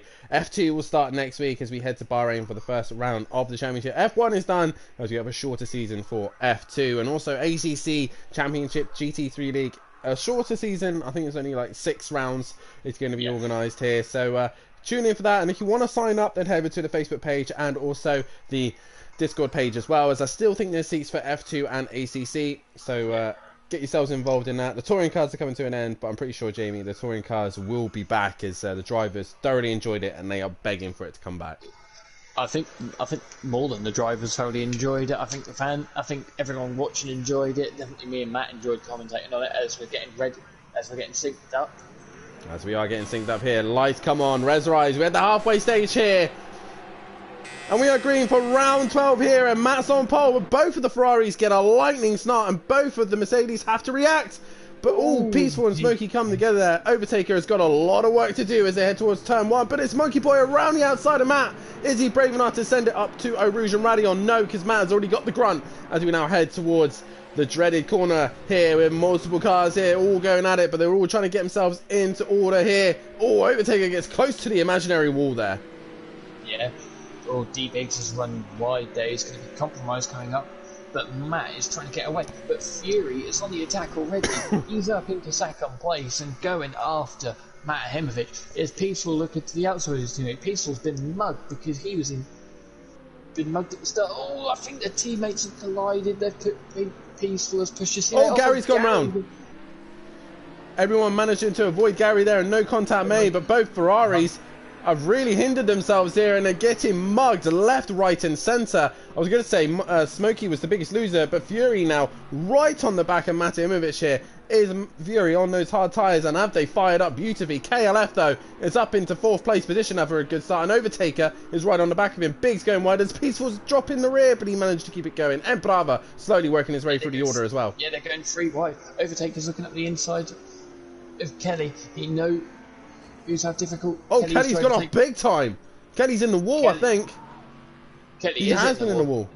And that is massive. He's gone off with Smokey Devil. Or has Smokey Devil gone off on his own? That is the question. But both of those guys have gone off at Pouhon, and not what they wanted there. Has D-Biggs got? I think D-Biggs has got damages. Oh no, I thought there was no front bonnet. No bonnet on the front of that Audi.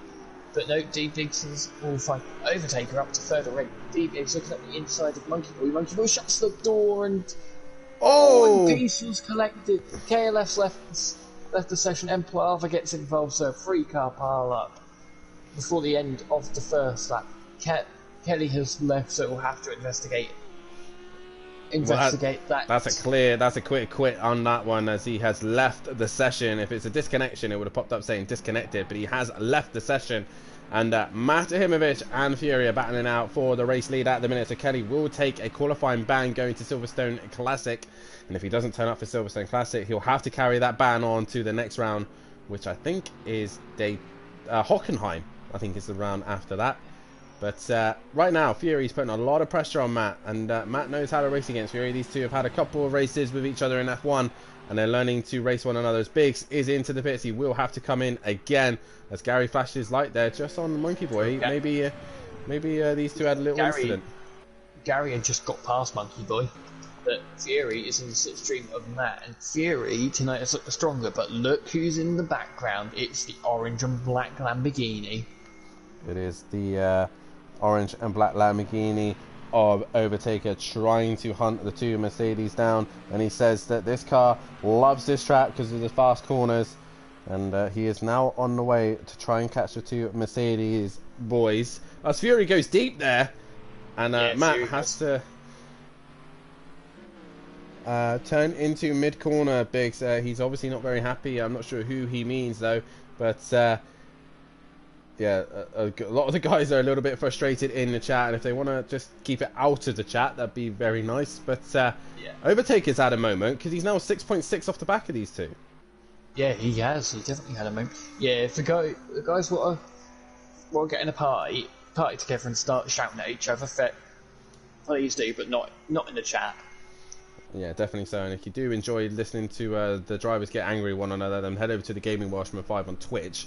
Matt himself is very, very angry most of the time, and you get to hear his lovely little rants on his Twitch account. So if you want to see that, then head over to his channel. I'm pretty sure he had a couple of rants probably in race 1. But Fury now, it's just lost a little bit of time, obviously going a little bit deep into the top end of the circuit, but Overtaker really not able to catch these guys at this stage, as Gary's lost the place again to Monkey Boy. Smokey Devil catching him on as well. Peaceful has only just come out of the pits and he's nearly a lap down. So did M Plava also get involved in that accident as well? Yeah, he did. It was M Plava. I think D-Biggs and Monkey Boy caused the original crash, and then M Plava just got involved. As Kelly in the chat says, sick of this, so obviously he's not very happy either. A lot of unhappy drivers here at this stage. Kelly obviously quitting this race as Monkey Boy goes very deep in the final chicane. So M Plava probably struggling with damage. He's going to struggle to come back from the back. If he hasn't got damage, then he's got a long way to go. But Fury and Matt just able to just extend their lead over Overtaker at this stage. Yeah, they are. Gary needs to be careful how he gets past Monkey Boy, because he's got the hardest job at the minute, which is attacking and defending. And he's also carrying that damage as well. You can see clearly one light is on and the other isn't. The right hand side of that Mercedes is a little crippled as they head up the top of Radion here, and Gary going around the outside as Monkey Boy goes to the inside. Look at Smokey come! But Smokey is blocked. They're going to try and go free ride like Hagen and Schumacher, but Gary is the one who's lost out. He was looking up the inside, but Smokey's going to go up the inside of the Ferrari, but the Ferrari keeps the position. Monkey Boy Ferrari's gone. He's gone off. Monkey Boy did a very good job of defending it at the top of the Camel Straight, but he's lost out by going deep himself. And now he's going to get the position back to Gary. Has Gary got a bit sideways there? Has he kept it together? Yes, he has. As Pian in the chat says, okay, I'm back. Laptop issues. What have I missed? You have missed a lot. Matt and Fury are duking it out for the lead of this race as the pit window is now open. A big accident towards the start of Sector 3 as well, involving Gary, Peaceful, D-Biggs and M Plava. All those guys getting caught up in that. And Monkey Boy's dropped the rear. Poo-on. Yeah, Gary manages to go on. He's cutting the grass. He's going right up against the barrier, making sure he gets every single blade of grass. He's been obviously asking tips on that there and running a little bit too much lawnmower championships with his Honda there. So Gary's managed to get back on track. The organisers of Spa here will be very happy that bit of grass is lovely and smooth now. As Matt and Fury are still battling it out for the race lead. Fury just seems to catch him and then drop off again. Seems like Matt has an advantage in most of the track, bar the middle sector. I think Fury has a bit more downforce on the rear.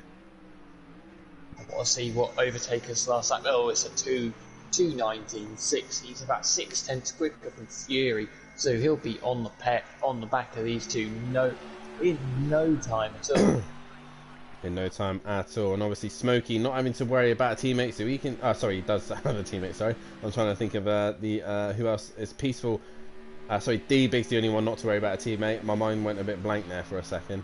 And Fury not having to worry about a teammate. Gary's into the pits. We thought he would be after massive damage, but Gary gets his pit stop done and out of the way.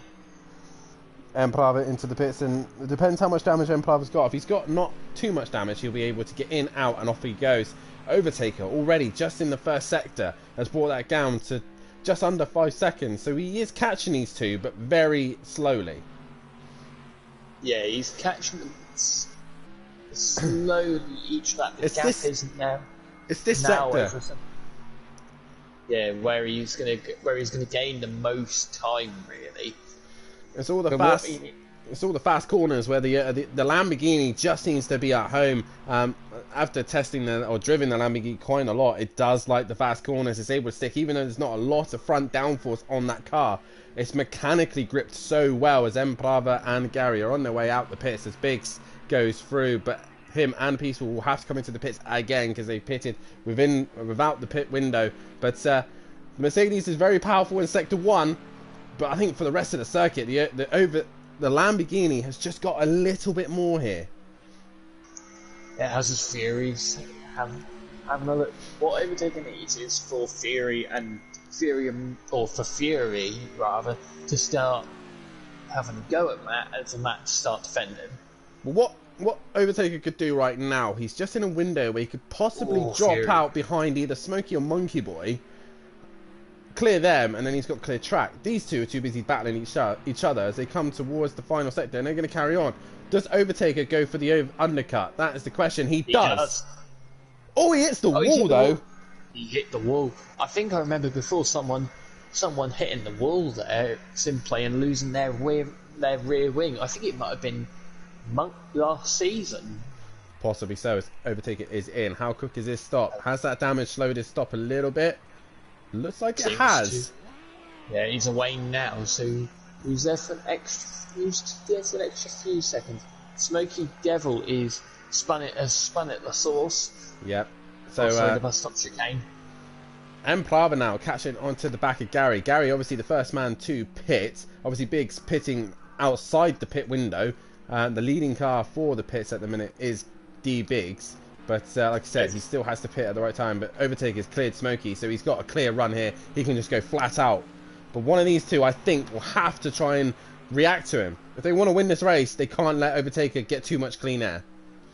No, they've got to pit now, and the pair of them have got to pit now to try and hold Overtaker out. Well, it seems like at this stage, Fury has more pace than Matt. So Matt's really got to choose his fight here. Fury is still a little bit down in the championship, so he could possibly cause to lose points to Fury, but he can't afford to lose points to Overtaker. So he really needs to make his priorities straight here, and the season is halfway through now. Championships will start to be coming into play here. Matt and Fury will be thinking about this, as Big is into the pits and has managed to obey to the rules, so Biggs is not going to worry about that, as Peaceful is still yet to pit as well. He's actually just started the third sector, so he's way off the pace at the minute. Monkey Boy having a better showing here, but Gary already clearing Biggs, as does Emplava, and Emplava, I know, he struggled there, Emplava, a 2:30.4. He's not on the pace at this race. No, not at all, but Gary was a 2:38, but was that an outlap? That is the question. Now, if I was one of these Mercedes boys, either one, I'd be coming into the pits. Peaceful also coming under the pit window as well. So he has got his pit stop done. We're just waiting for Fury, Matt, and yeah, Fury. They're both in. Both of them coming into the pits. Who's going to be the quickest stopper here? And where is Overtaker? Fury's hit the wall as well. The question is, will that help him? Will that help him? Because if you've got no damage and you get ever so slightly damage coming into the pits, it might help the pit stop even quicker, as most people know about the cheap pit stop. As Fury and Matt are in. Matt's gone. Where's Fury? He possibly was held. He was possibly held. More importantly, where is Overtaker? He's coming into the bus stop chicane. This had to be the perfect outlap for him and in-lap. So Overtaker coming into the chicane. He's not going to make that time, I don't think. No, the pair of Smoky Devil now comes into the pit, so I think that is the final person to come in. We're waiting for Monkey Boy as well. So Monkey Boy is the last man to pit. He goes a little bit deep in the chicane, and he's going to carry on through. Is that Matt has extended his gap over Fury. Overtaker. He didn't really gain much, did he? No, he didn't really gain much, but I think that's because Matt and Fury came straight into the pit, so he couldn't gain much. Let's go on board with Monkey Boy a minute, because I don't know if he's in that car or not. The car just seems very AI-like, but no, that's Monkey Boy. That's definitely Monkey Boy. Yeah, definitely Monkey Boy. I think it was just a view. It just looked like he was in the AI for a second. But Overtaker somewhat maintained that gap. Matt has actually made a mistake up at the top of the Kemmel straight. He's lost 2 seconds to Fury. And Fury now is onto the back of Matt once again. So they've got their pit stops done halfway through this race. And so far so good for Matt. But Overtaker will be wanting to take time out of these two. Oh yeah, he'll want these two to squabble, because then he can get onto the back. He's got a massive gap back to Smoky Devil, because Monkey Boy's still got to pit, so Monkey Boy he doesn't have to worry about Monkey Boy, because Monkey Boy is going to be further down the field. He is indeed, as on Tuesday night I secured my first win in the touring cars for the Astra and extended my gap between myself and Fury for the wins here at Simplay Motorsport. So Fury would really want to get past Matt right now and try and keep that gap as low as possible to myself. But he's definitely got a very, very tricky customer in front of him, with Matt Imovic also wanting to try and get as many race wins here at Simplay Motorsport. A little bit handicapped, as he's only just been racing for the last 3 seasons, while the rest of us are pretty much on season 6 now. And Fury coming onto the back of him, but at this minute, Matt has got an answer. Oh, Fury goes a bit deep in the chicane though. Yeah. Overtake again is just closing ever so slowly. What are these guys' lap times 220? Well, these outlaps Fury are quicker outlap Overtaker straight back in the 219. Yeah, he is back in the 219s. Yeah. Fury wasn't too far off that pace though. He was just in the low 220s, but he just had Matt in the way. So Matt obviously really hindering Fury's progress at the minute, but Overtaker will soon know that Fury, one of the younger drivers here at Simplay Motorsport, as Monkey Boy finally pits, he will soon to learn that Fury's quite a feisty fighter and he will fight it to the end. And there was a loss of alliteration there for Fury there. I didn't even come up with that. Feisty Fury. Fury is quite an aggressive character on track that he'll fight for every position, and if he sees a gap, he'll go for it. Fury will fight it to the death for sure. Overtaker is catching these two. 2.6 seconds separating the leaders and Overtaker. Fury has got to start worrying now because that Lamborghini is getting bigger and bigger in his rearview mirror as Overtaker is wanting to get another race win here.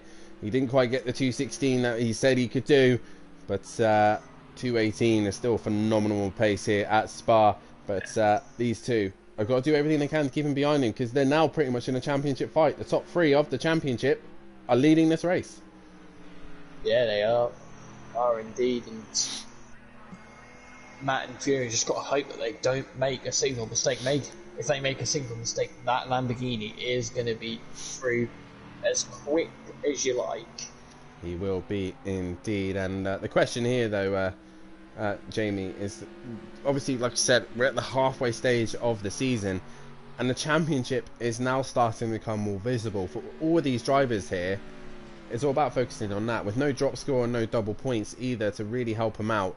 Fury and Matt here have really got to decide how hard they want to fight. Overtaker is in the comfortable seat here. He's got a comfortable championship lead and he can afford to just sit there for a minute. He can sit there with the bucket of popcorn and just watch things unfold because he knows even if he didn't win this race, he's not going to lose his championship lead, and he's still going to have quite a decent margin. Whereas Fury's not had his past few rounds have not been very good. So Zolder race 2, he didn't score a single point. So he lost a lot of points to Overtaker, who won that race. Yeah, and Matt needs to redeem his first race because that was pretty much just throw it out the window kind of situation. The Fury's had a great run through Eau Rouge and Radion. He is right on the rear wing of Matt Imovic. Matt will have to make one move for his defence, but I don't think Fury's close enough. He's not, so he just sits in behind a little bit longer. But Matt just having a bit of a slow mid-season. He said he's not enjoying the Mercedes as much as he did the Acura. He said he's probably going to get back in the Acura for the winter season. Yeah, so that grass that you see there will be nice and cut. It'll be fitting a nice shiny new blade to it. Oh, did you see Matt's rear end there? Just stepping out just ever so slightly. Yeah. Overtaker will be loving that. Fury's going to have a look down the inside. He doesn't. He's going to go to the outside. That's not White's move there for Fury, but Fury sits behind. He does sit behind. We just go past the mid-race of this race, and Matt is leading the pole. Well, Fury as well. There's only 4 votes, 50-50 between these two. But at the minute, Overtaker is breathing down their neck. What else is going on track? Not a lot, as Smokey is currently in 4th, Monkey Boy 5th. Good recovery from Monkey after that poor race 1. Gary in 6th. And Emperava 7th, D-Biggs 8th, and Peaceful 9th, and Kelly with retiring after that race. You will not see him next in the next qualifying session. But Fury here really needs to start putting Matt under pressure because that Lamborghini is just seconds away. Yeah, I wonder whether on Fury's mirrors it says objects in mirror may appear larger than they actually are. Yeah, definitely. And he'll just see that Lamborghini right behind him. The thing is, though, another thing to mention here is obviously Matt has spent enough time with Fury behind him. Matt's learnt where Fury's strong now. He knows where he's going to be strong and where he needs to defend. Fury is either going to catch Matt out or he's just got to hope for a mistake, because at this minute, he can't find a way through. No, he can't. Excuse me. He can't find a way through, and all this is doing is bringing the Lamborghini closer and closer. But Fury has got to catch. He's got to catch Matt sleeping. He does have And to catch him. he's got a good run. But is Matt going to show him to the outside? Fury's having a little look. But again, the problem with the cars are they're the same car, but that car at the back isn't. That's a different car. As Fury almost gets into the back of Matt. Close Fury here is being really precise. He couldn't be any closer to the back of Matt, and he is brilliant driving here. And there's not much Fury can do right now, because he hasn't got the straight line speed in the slipstream. Matt's gone wide. Matt has gone wide. Overtaker is there, but if anything happens between these guys, they're going to cause a massive accident. Smoky Devil is 45 seconds behind, and Fury gets a run. Fury gets a run, but Matt's got the better straight line speed. Now Overtaker's going to try and follow through. Fury up the inside. Matt's going to run a little bit wide, and Overtaker is going to try and follow through. But Matt's on the outside. Fury's going to run him off. Why didn't they make contact? Fury pitches him wide, and Fury's off. Big moment there for Fury. He is into the wall, and this is exactly what I was saying. Damage to Fury. He will not be happy about that whatsoever. So Fury will have to try and rush to the pits, or even try and hang it out for the rest of this race. But he's got a 36-second gap over Smokey. But Overtaker 2/10 behind Matt already. And Matt, after that little moment with Fury, he's now unsettled, and he's got the Lamborghini behind him. A different car. He's going to be under pressure here from Overtaker into the final chicane. The two championship leaders of this season, and they're going 2-0 here at Spa. He's having a look round the outside. Is Overtaker going to move to the inside? Matt goes to the inside. Overtaker's going to try and go around the outside. We know what Matt will do. He'll just shove him wide. Matt's gone deep though. Overtaker's going to look for the cutback, but he went too wide. And Matt, they're just releasing the brake as he goes into the first half of that chicane. Lets the car drift wide. Obviously, Overtaker could not go around the outside. That would have been a brave move to do so. Fury really struggling. Matt had a wiggle. At this rate, Smoky Devil will look like he might get on the podium here, because Fury's really struggling to get back to the pits. If he's into the pits now, I reckon he is. No, he's continued on. He has continued on. He's got to hang on for 4 more laps. Overtaker has got a brilliant run, but that Mercedes is so strong in a straight line that Overtaker's on the grass. He just got caught out there as he's lost a little bit of time there. He's lost the slipstream to Matt. And Matt, I think he's carrying less rear wing than possibly Fury, because Fury couldn't do anything even in the slipstream, and he just seems to have a less downforce. And he seems to struggle in this section as well, as Overtaker is right behind him. He's right. Overtaker gets on the grass as well. He's trying to win favour with Matt to let him through by cutting the grass. But once again, Overtaker isn't losing that much in Championship. He's probably just losing 3, maybe a couple of points to Matt here, just by sitting in second. After a great race 1, he could just sit in second and score the points. What's better, race win or a championship? That is the question. Yeah, because he saw what happened with Fury. Matt held it round the outside, didn't do anything wrong. I think Fury lost it on the curb, and Fury's now come off worse, and he could lose a podium out of it. Is Overtaker just going to sit behind, take the points, because he knows from Zolder last week that Matt is a very, very good defender. He is a very good defender, as Matt is doing everything he possibly can. This is where the Lamborghini seems so strong here, as they head towards the end of this lap. And it looks like Overtaker trying to get a nose down the inside, but he's not quite close enough to do so. As did they have a wiggle there? They both touched by the looks of things. And Overtaker has to bail out of that one. Yeah, he's not close enough now to make a lunge up the inside. Fury is now 20 seconds behind these, and he's 24 ahead of Smoky Devil. It all depends what his last lap was. Matt has now got a little bit of breathing room, so he can just let off a sigh of, just have a breather for a minute until that Lamborghini comes back again. only for a slight second though, because that Lamborghini is on the move and on his way. As the poll's gone out for driver of the day. Get your votes in on who you think is driver of the day. If you don't think it's the 4 on the list, Fury, Overtaker, Matt and Emprava, then obviously drop your message in the chat. As Sutty says, where's Kelly? He's quit after a big moment through Pouon in lap 1. So we won't see Kelly for the rest of this race, but it's between Matt and Overtaker for round 12, the midpoint of the season. And obviously, Jamie, I'll be coming to yourself towards the end of the stream for your driver of the day. But if you are new to the channel, then please hit the subscribe button and like the video too as well, as it does help us out massively here. Hit the bell to be notified for when we are live so you don't miss any of the action. Overtaker! Having a look down the inside. Matt's going to have the line around the outside. He's going to be on the inside for the next squad. There's a little bit of contact between the pair of them. Overtaker's going to try and get the run on. There's contact between the pair of them. They've got a lap car in front as well, which I think is peaceful. A flash there from Matt. I'm not sure why Matt is flashing there. They do both come together. It was very tight between one another. That's peaceful off. Peaceful having another shocking race. Overtaker having another look down the inside, but he gets caught out and he's going to go right around the outside. Surely not. Matt's going to surely shove him the door, and indeed he does. Overtaker's got to try once again.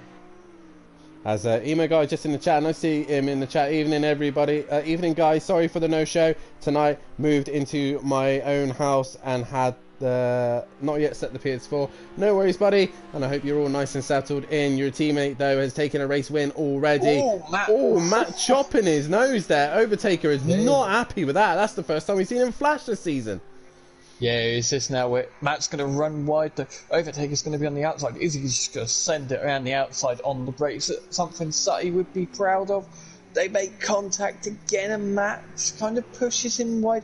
So Overtaker cuts across the corner, but obviously Matt is going to take the position back. But Overtaker's kept the lead. Whoa! What are these two doing here? That is Overtaker I think was giving the position back. Giving the position back to Matt, and I think Matt was just coming onto his line to take to the corner. Yeah, I'm not sure exactly what happened there. Overtaker lifted by the looks of things to give Matt the position back, and Matt obviously, I'm not sure exactly what happened there. I'm gonna have to note that one down because I'm not sure exactly what happened.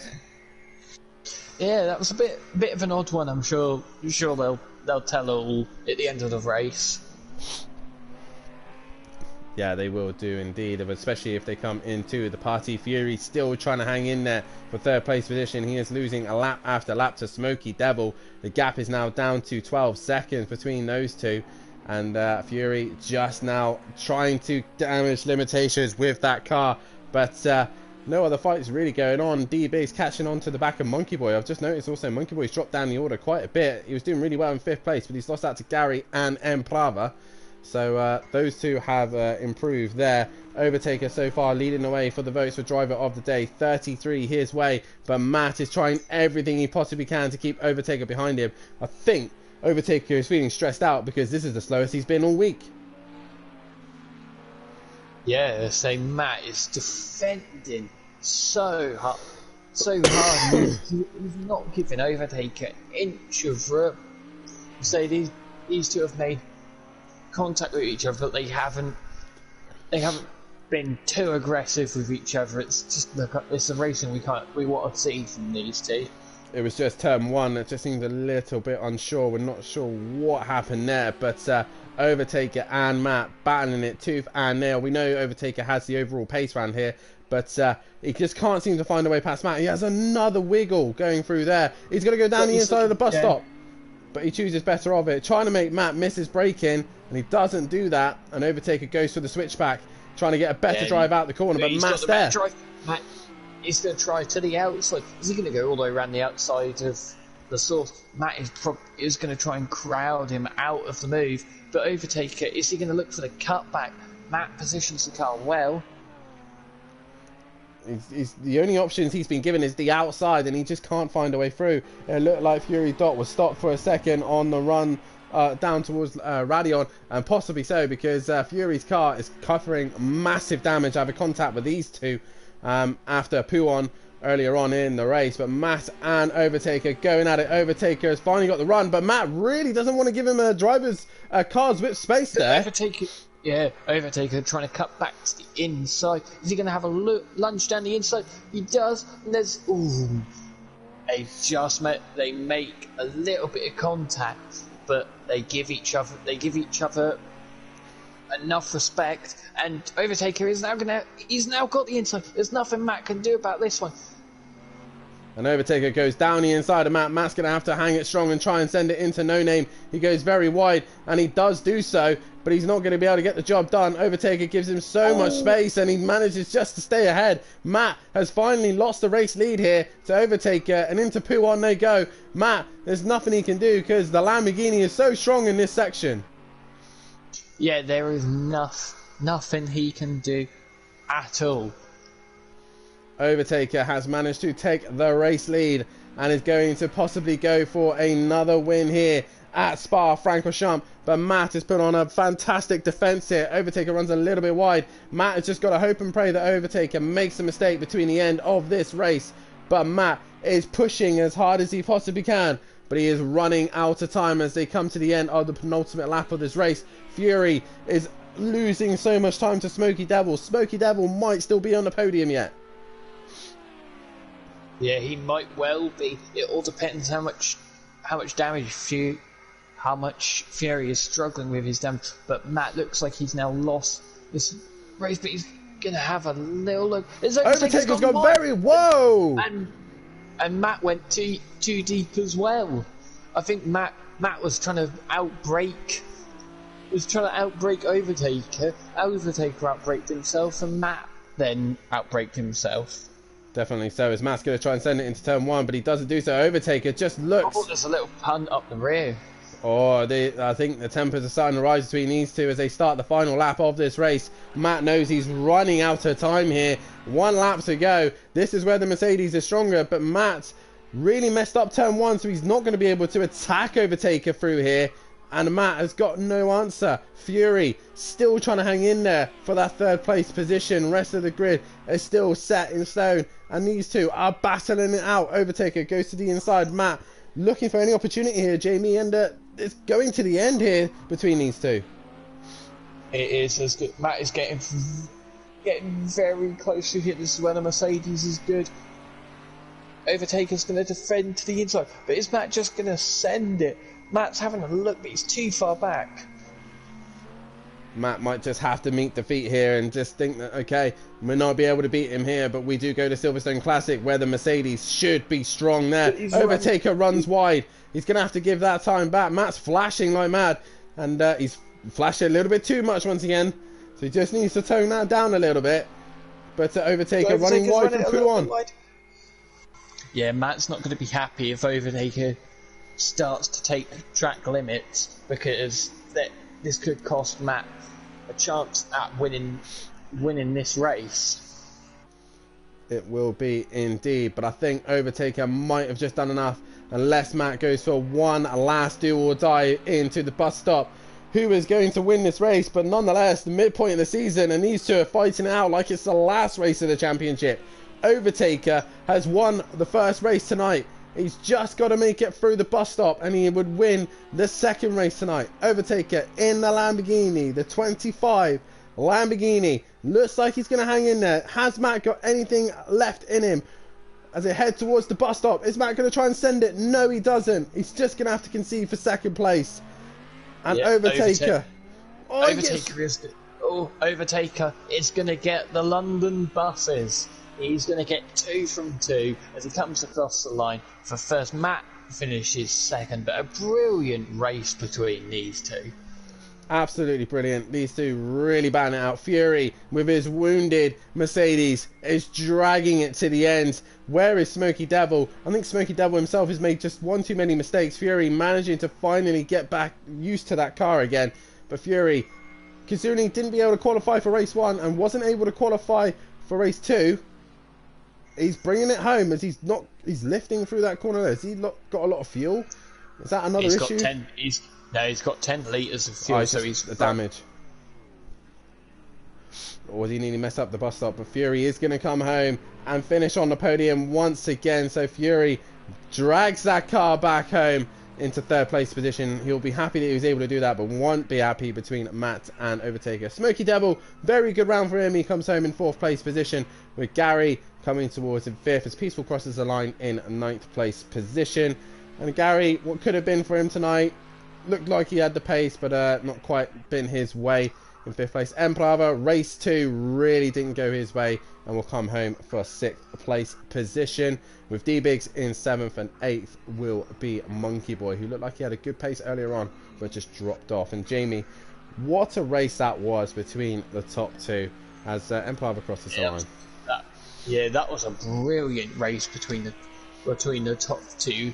A bit of contact, but there's always contact in motor racing. That's what we expect. It was good that neither of them crashed, and Empire was disconnected right as he's gone across the line. Probably the best time to disconnect. Yeah, definitely. So as Monkey Boy crosses the line to finish the order as well. So that is your race. Round 12 over and done with, and it is Overtaker who takes the win. With the fastest lap, also Matt will take second, third is Fury, fourth is Smoky Devil, fifth is Gary 131, sixth is D-Big, seventh. Sorry, let me rephrase that. Gary will be fifth, sixth will be Emplava, but he did disconnect. D-Biggs will be seventh, eighth will be Monkey Boy, and ninth will be Peaceful. If you just get Matt into the party as well, I think Jamie's already done that. So Jamie, let's see what the votes for driver of the day is. It's gone the way of Matt on the votes there, and I think Matt has probably also updated the championship standings as well, he has done. And we'll start with the championship standings, as it is Overtaker who still leads the way with a 64-point gap over Matt on 197. Fury in that third place position, with Biggs moving up into fourth place. Andy currently still in fifth place position. How long can he stay there for? Don't think very long, as they head Silverstone Classic, and Empire was only a point behind him in sixth. Gary 131 in seventh. Peaceful in 8th place position. Emo Guy dropping down to 9th. 10th is Mazda. 11th is KLF. 12th is Sati Apex. 13th is Smoky Devil. 14th Argent. And 15th is Monkey Boy. Disco bringing up the rear in the team championship. It looks like this. Silence of the Lambos still leading the way, with Jaeger Motorsport in second. Teletubby Motorsport in third. Fourth is Smoking Hot Racing. Fifth is Pushing Limits Racing, with sixth place Audio Sport Pro Labs. Seventh is Simplayer Racing, and Slingshot Motorsport bringing up the rear. I don't think we've had Fury into the chat, so we will start with Matt.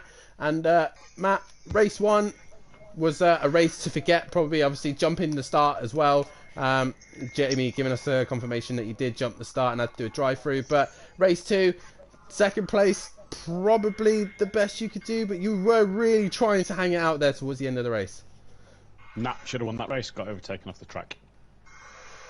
I'm pretty sure that you'll be probably putting it into the stewards, but nonetheless, you got to be happy with that. You had a good fight with Fury earlier on. Just he didn't seem to have any. He didn't seem to have any answer to you though, did he? No, he just seemed a bit better than me. I'll tell you exactly where I was losing it on. That's the bus stop chicane, and then turn 1 he gained on me a little bit as well, and then after I got through turn 1 of Eau Rouge, I just felt like I was pulling on him in the straights in that middle sector. I think I had the better end of the stick over Fury, but just the bus stop chicane and turn 1, every single lap Fury just closed right in there, and it just kept going deep a lot at the final chicane. I clipped Overtaker once after he got past me, which I saw on the stream. It looked a bit like I just ran into back of him, but I've really struggled for turn 1 and at the chicane all week to get this Mercedes stopped and turned in. When I do, I seem to have a massive wiggle. To not get a wiggle, I have to run. I run deep. It's just not. Something's not felt right this week in this car. But nonetheless, you do get this week out the way. We do head to Silverstone Classic for the next round. You're 64 points behind Overtaker at the minute. So it's still a long way to go, but there are circuits that will benefit this car. Silverstone Classic, possibly one of those, and also Daytona. So it's not all doom and gloom so far. It's hard to find a silver lining. You've got a guy that's got, and hats off to him. He's a quick guy, and he's a good driver. just seems to have all the luck in the world. Gary said he hit the imaginary wall and seemed to just get no damage. His pit stop was lightning, and he was lightning and won the race. Every time I've hit the imaginary wall, I've blown my engine. I've had massive suspension and aero damage. You've got a guy that's not only quick and consistent. You've got a guy that the luck's just going his way, and it's like when you've got that kind of luck going your way, Dan, you know as well as anybody with the likes of Gary back in a couple of seasons ago, when luck's going your way like that, the rest, it's 60 odd points. I've got 2 tracks that might favour the Mercedes-Benz. It's not enough. There are circuits that we do possibly head to that Overtaker made another race at, possibly like Ostrosleben and stuff like that. So anything can still happen. You know that as well. With weather and also everything's still yet to play for this season. So we go to Silverstone Classic next. Are you looking forward to it, or is it a circuit that you probably might struggle again? I don't mind Silverstone Classic. No, I don't mind Silverstone Classic. Hopefully the weather's kind to us. I reckon if it's dry, the Merc should be quite quick around there. It's a quick circuit, and the Merc's a quick car.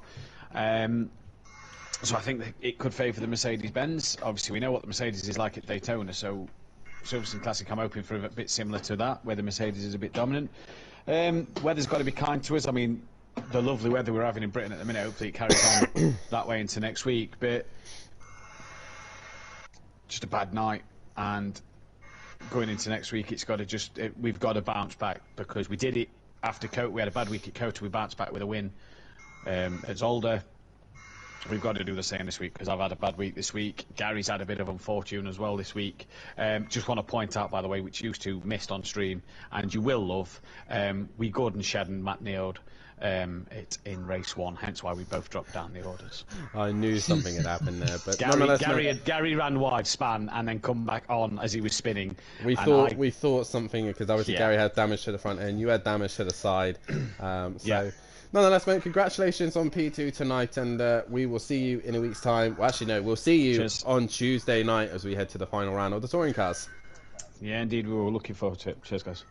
Right, and we now head to the winner of tonight. Both race wins and fastest lap, pretty much a grand slam here tonight. Overtaker, congratulations. You've absolutely dominated it here at Spa. Congratulations. Yeah, thanks, man.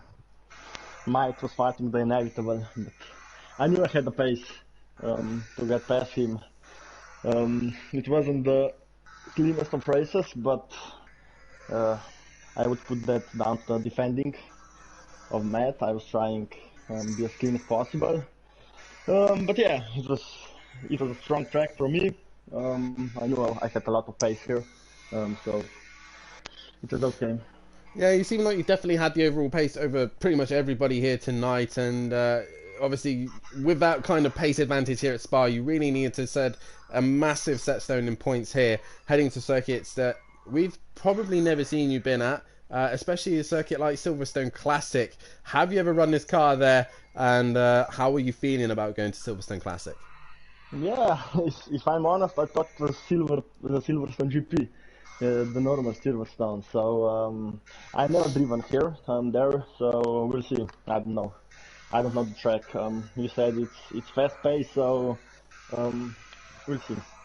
Momentum is on your way at the minute. Like I said, 64 points ahead of Matt. You've got to start thinking a little bit more cautiously in racing, possibly when you think you've got a championship on the line here. Yeah, I don't know. I don't think that's far ahead. I think. You have to race the car in front of you, and that's how you win the championships. Well, nonetheless, mate, congratulations on an absolute demolition here tonight, and we will see you in a week's time at Silverstone Classic. Thanks, cheers. And Jamie, what a night's worth of racing. Race 1 brought us some dramas, and race 2 also with the top 2 championship contenders. We're only at the halfway season, and both of them are going door to door. This is going to be an interesting end to this season. Oh yeah, it's definitely going to be an interesting end to the season. It'll be interesting to see what happens at Silverstone Classic, because we've not seen GT3 cars around there. Obviously, you can't watch GT3 cars around Silverstone Classic, so we just don't know what's going to happen. Hopefully, we'll be in for some brilliant racing, and hopefully the top 2 can start where they've left off tonight. Yeah, definitely. So, also quickly, driver of the day from yourself. Driver of the day goes to Overtaker. Yeah, I'm going to have to agree on that one. Overtaker really did set the bar here. I'm going to obviously give an honourable mention to Smoky Devil and Fury as well. So those two having a very good round here. Obviously Fury getting caught up in that incident. But we will be heading a week's time out to Silverstone Classic. The first time the GT3s will run here. Chosen by Dean Wasocki. Can history repeat himself? His words last night in the Pro-Am. Make sure you tune in to see if he's able to do that next week. Matt, obviously, going to try and do what I did last season in the McLaren and try and hunt down Overtaker as much as he possibly can. Anything can happen this season. Myself, Jamie, Matt, everybody knows that here. You can't count anybody out towards the end. Can Fury gain on the back of these two and try and stop being third place position every season this season back in the Pro? But most importantly, we will see you on Tuesday night for the final round of the British Touring Car Championships. We head to Scotland and not kill. The top 12 are going to be battling out. Fury, Cobb, Jay, and myself, the top 4, all battling out. I have an outside chance of winning it. Probably unlikely, but who knows at not kill? Will we get rain? That is the question. Jamie, what a night's worth of racing, and I'm looking forward to the touring cars. Yeah, I'm looking forward to the touring cars as well. Well, that is it from us here at Simply Motorsport. Make sure you hit that like button, subscribe to the channel if you are new, hit the bell to be notified so you don't miss any action here at Simply Motorsport. But for myself, Jamie, and the rest of the pros, it's good night.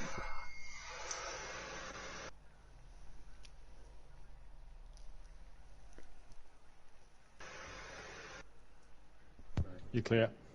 Cool. Oh shit, I ended the stream straight away instead of transitioning it to anything. I don't care.